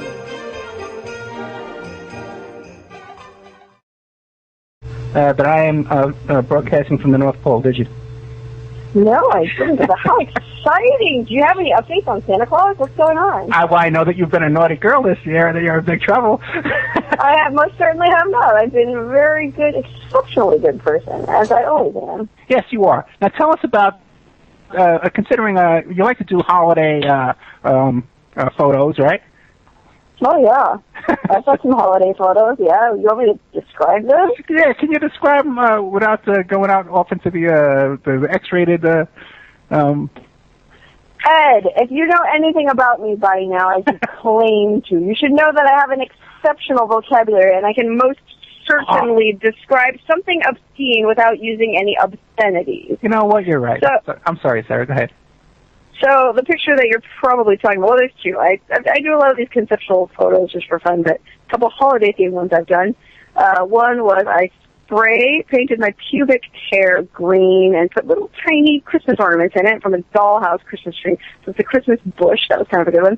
The other one that I wouldn't post that on Facebook, just my pubic hair, right? So violate their terms. That's only on Model Mayhem. Okay. Or you can also follow me on Tumblr. I have a Tumblr account that posts that kind of stuff. But anyways, on Facebook, I have another photo. I don't know even how I got this idea. It just occurred to me.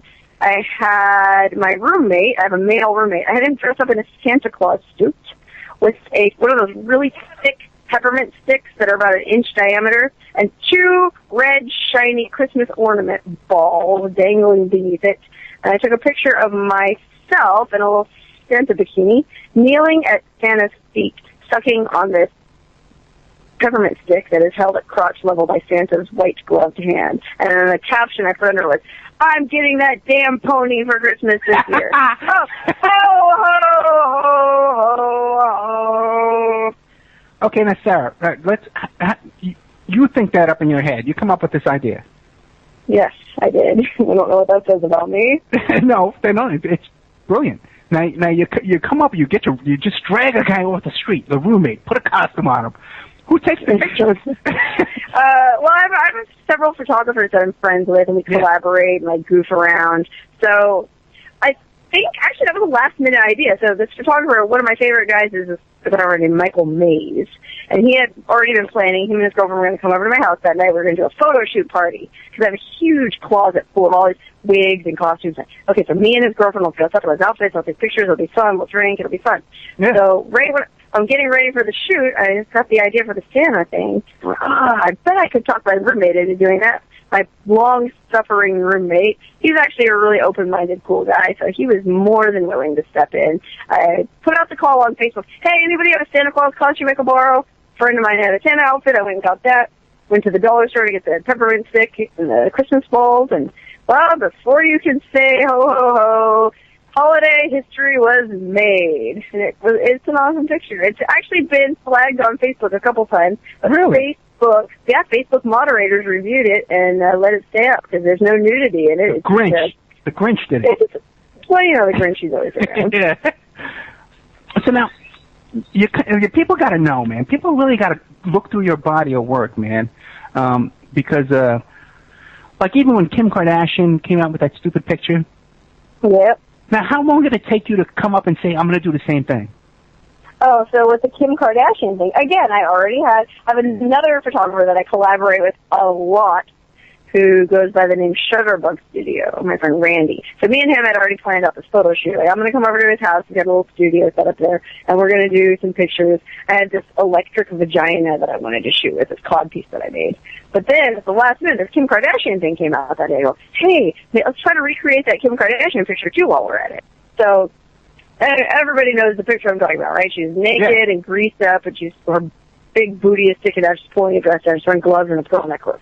So I get a pearl necklace, I get a dress, I got all the gloves and all the props, go over to his house, get all greased up, and I'm trying to recreate that pose, and he's telling me, you gotta arch your back more, you gotta stick your butt out more, arch your back, you gotta twist your head. I'm here to tell you, I'm not the most flexible person, but that pose is impossible. And remember, all this controversy, is that picture Photoshop? No, that's really her, it's not Photoshop. There is no question whatsoever that picture is Photoshop. Not because of how wonderful our butt looks or whatever. It is physically impossible to turn your neck that far to the side the way she is in the picture unless you're Linda Blair or a hoot owl. So I tried it, I failed, we ended up having to Photoshop my head sideways on it, and then while we're at it, let's just make my waist skinnier and my butt bigger, and next thing you know, I look just like Kim Kardashian. Okay, then you have conducted forensic experiments and you could testify in court that photo is Photoshopped. Absolutely, I am willing to testify as an expert, and my fees are very reasonable. I rest my case. Mm-hmm. We'll move on. Maybe we can enter that exhibit into the Reverend Pinckney trial coming up on the 15th. Yeah, good old Reverend Pinckney in trouble down there in Michigan. We're trying to help him out. Okay, Sarah, what is your next adventure? What the hell you got going on next? Well, so I just got up here, not a few hours ago. My mom lives in the Redwood Forest in a little cabin up in Northern California. So I'm going to hide out here. Oh, tomorrow! I've got an adventure planned tomorrow. Okay. I'm going down to San Francisco. It's Christmas time, right? So they have this big thing called Santa Con, which is basically a pub crawl in the middle of the day where upwards of 1,000 people show up dressed in Santa Claus outfits, and they just go from bar to bar, just causing havoc. So we have a similar thing in Vegas that I've done, but it's on a much smaller scale. In Vegas, we generally only get 200-300 people. Up in San Francisco, it's like the home of this kind of stuff. They get thousands. So my sister and I are leaving tomorrow morning and putting on Santa Claus outfits. They're sort of like Santa's helper outfits. Oh. And we're going to go down to San Francisco, eat some mushrooms, drink some booze, wander around, carouse a bit, and make merry. Okay, now let me ask a question now, because I haven't had mushrooms in 20, 30 years. How do you get that stuff? You just have friends who have it? Yes, I've got a secret connection that comes through for me, and I'm not a big drug taker. I know it sounds like I am with all these crazy stories I'm telling you, but I mean, I drink alcohol, that's a drug. Yeah. I smoke weed, that's a drug, and I eat mushrooms. Those are pretty much the only three I do, and because I had a bad experience with, remember I said my insomnia was caused by taking some questionable drugs. I don't like to take anything that was synthesized in a laboratory. It freaks me out, like acid, ecstasy, and that stuff. You never know who made that stuff. Marijuana and mushrooms grew from the ground. I can more or less trust them. So that's my party drug of choice. Mushrooms, good old-fashioned mushrooms, just food poisoning. That's all it is. Put a little hair in your chest. But nowadays, the marijuana is so genetically modified, and it's. Well, I can be, yeah. I mean, but you'll never find me at an anti-Monsanto protest. I'm okay with GMOs, so especially genetically modified marijuana, all the better. If they can make the buds bigger and the THC content higher, I'm all for it. Bring it on. Oh, yeah, my God, because even I guess 25, 30 years ago, when I started smoking that indoor-grown marijuana, I couldn't take that. I was so It's paranoid. very potent, but you just need more bang for your buck. I smoke less. Again, I was saying earlier I was preconceptions about me. People think I'm the whore of Babylon, blah, blah, I'm really square. Same thing with marijuana. I make it sound like I'm this big smoker. I probably take 3, 4, 5 puffs a day. That's it. Okay. In bed, as previously mentioned. So, remember I said I just stocked up late in supplies and I'm not renewing my card? I bought probably 3/4 of an ounce, and that is plenty to last you for an entire year. I barely smoke. I mean, I'm a lightweight. Okay. Yeah, I used to smoke tons. I smoked, forget it. Well, that explains a lot. I know, doesn't it really? I know, I tell you, but I've had my own adventures as well. I ran with the bulls in Spain and stuff like that. Now, Ooh, that's on my list. oh, well, you know what? I don't think it's as cool as it is now as it was back then when I did it, because it's got a lot more commercialized.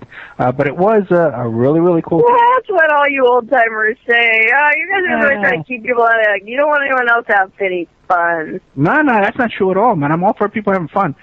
Now, what is in your life, okay, your young life, because since I'm an old-timer now, I've been put in my place.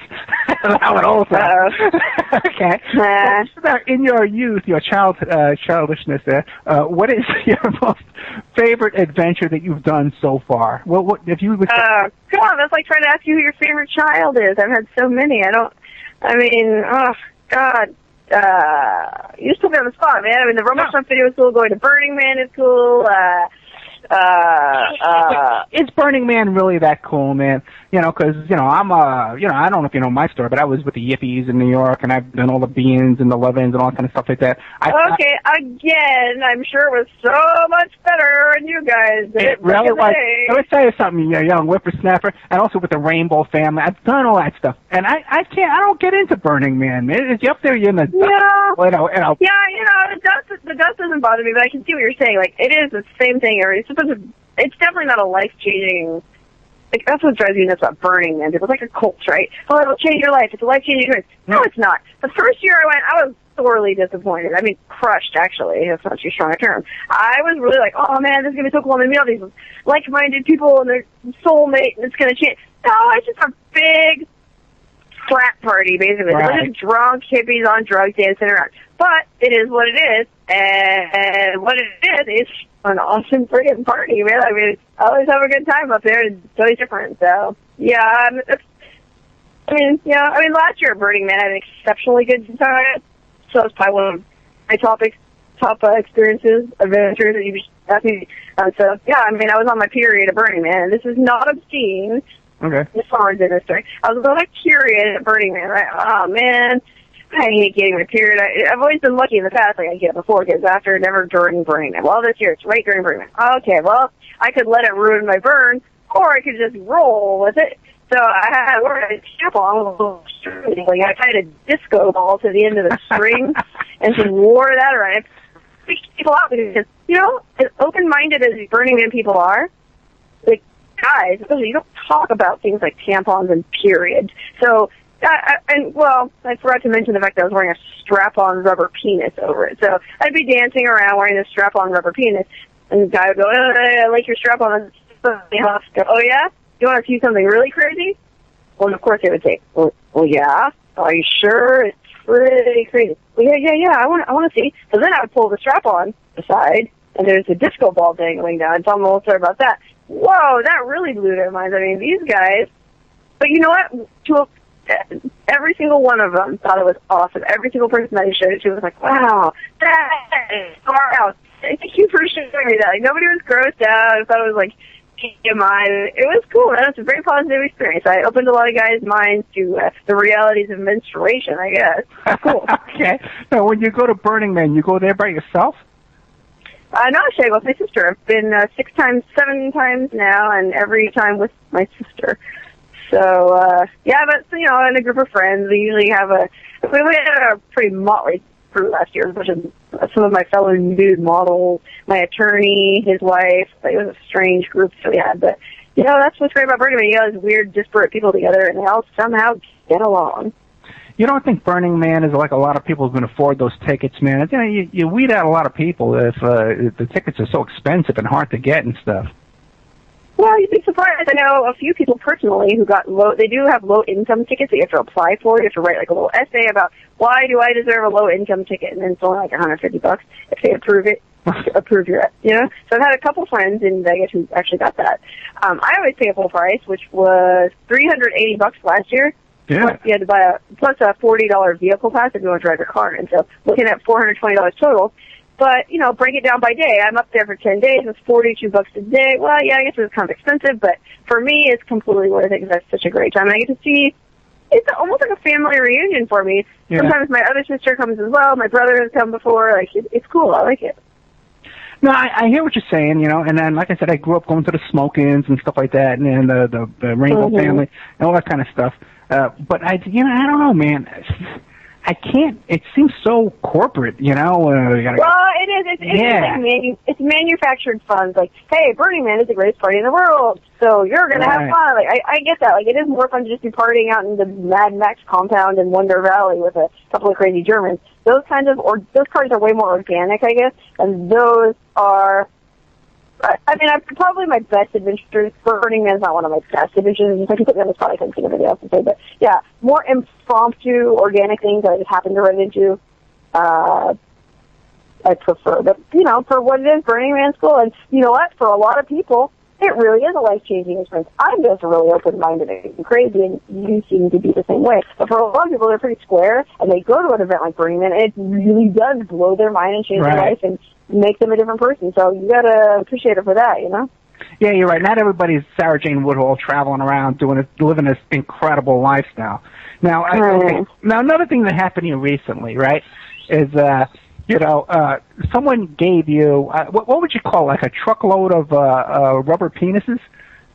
Yeah, so this was right before Burning Man. I have a vast network, right? I have a lot of people that I know. And one of the friends of mine was running a sex toy, like a home shopping channel for sex toys. So, you know, like instead of watching QVC, you watch his channel, you can order dildos, dongs, vibrators from the comfort and privacy of your own home. All the operators are female, all the hosts are female, everything. You know, it's by women, for women, except for this is the guy who runs it.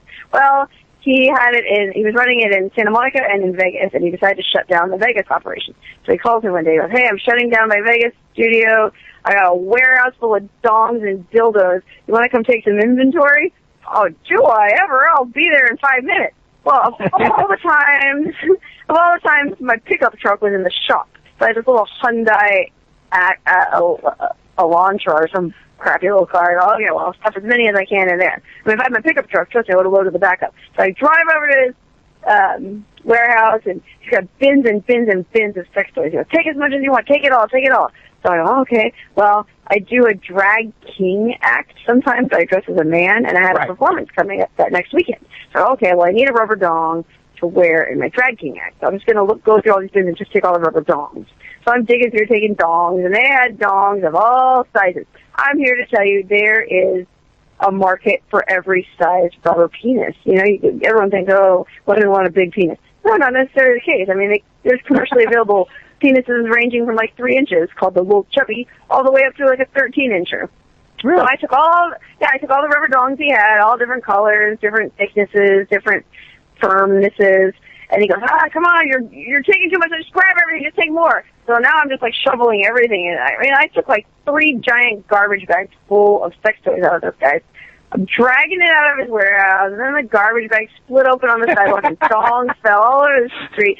scooped them up, shoved them in my crappy rental car, drove home. Yeah, I was like a bonanza. So I brought them all to Burning Man, and, they came in very useful. I gave them away as gifts. I used some of the hollow ones as rebar stake covers. Right. And then I wore, the tent pegs, the rebar tent pegs. She took the rubber penises and put them over the tent pegs. Well, yeah, because it's not just tent pegs, it's rebar. It's rebar, right. So like you can really gash your shin open on the rebar. So you got to cover it with something for safety's sake, right? So I'm here to tell you, rubber dongs make excellent rebar covers if you're on the market for something like that.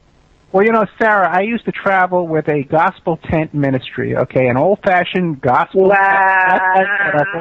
And we hammered in those rebars, okay, but we did not have the rubber penises to cover up the rebar. So I have banged my shins on those rebars. So you know what I'm talking about. I know what you're talking about. I put a big giant tent, man. Can I shovel? What a...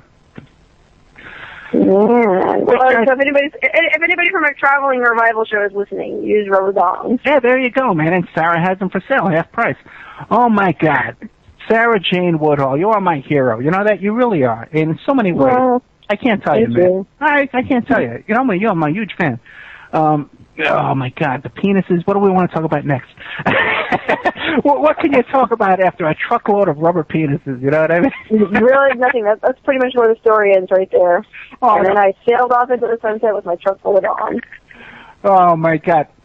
Long-range plans. Do you have long-range plans to publish a book? Why don't you how come you don't have a reality TV show?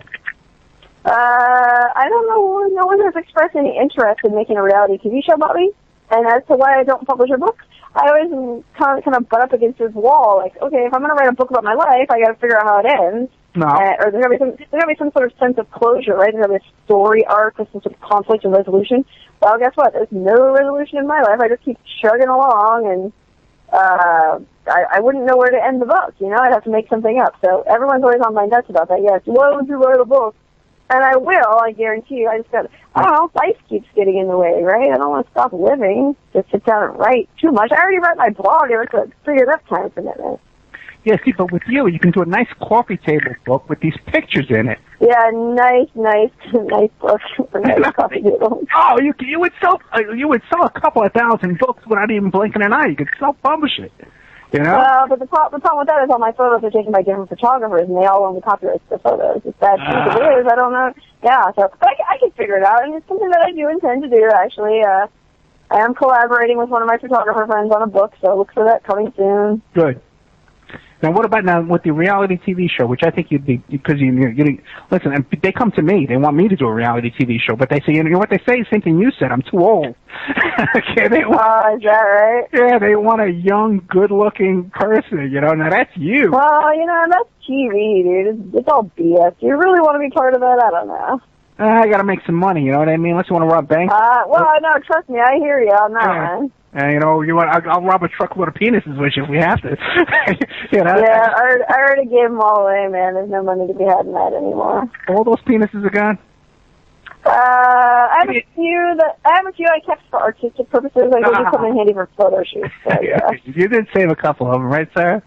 Yeah. Well, I've got a few left. If anybody needs any, if it's an emergency, call me. I can help you out. Sarah, where can we find you if we want to hire you? The best way is just go to my blog. It's the easiest to remember. Wonder Hussy. That's WONDER. Hussy. HUSSY. I'm a combination of Wonder Woman and a shameless hussy. That's why I chose my moniker. So you can find me on any social media under Wonder Hussy. Tumblr, Twitter, Facebook, Instagram, Pinterest, Google+, Gmail, any of those things. I'm at Wonder Hussy. So it's pretty easy to look me up. And on Model Mayhem as well. Wonder Hussy is my model name. So if you want to get a hold of me, holler at me.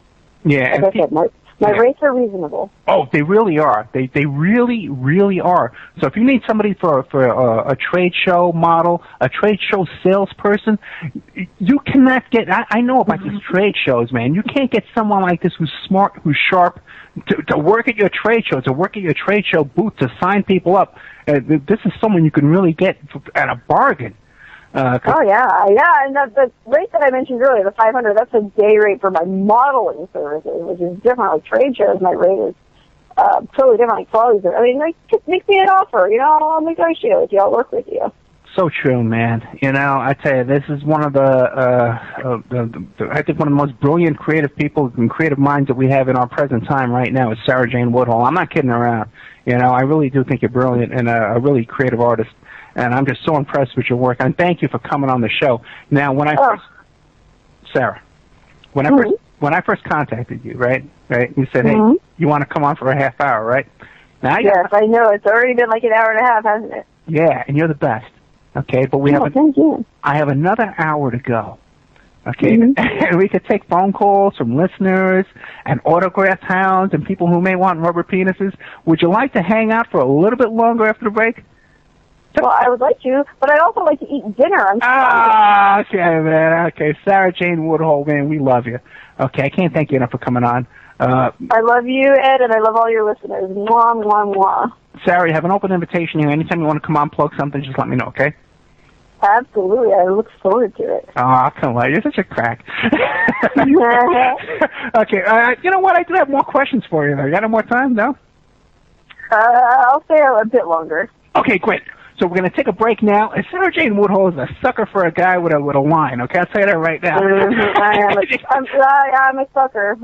And you can pretty much talk her into anything, all right? Especially when it gets to 7, 8 o'clock at night. Okay, we only have a couple of seconds left. Clarissa Vasquez, who has been helping to produce us tonight, she has a show coming on Hazy Radio. It's called Periscope Radio, and her guest is Eric Werner. And they're going to be talking about sex and the occult. Ooh. Maybe Sarah will hang up and listen to their show. Hey, Sarah, have you ever done a sex in the occult? Any occult involvement, Sarah? You've been in Yeah, just a little dabbling here and there. Really? You've done some dabbling? Oh, my goodness. Okay. All right. We'll be right back after this message. We're staying on all the other stations, Wolf Spirit, and Awake, and Awake US, Awake.UK, and all the other ones are hanging out with us.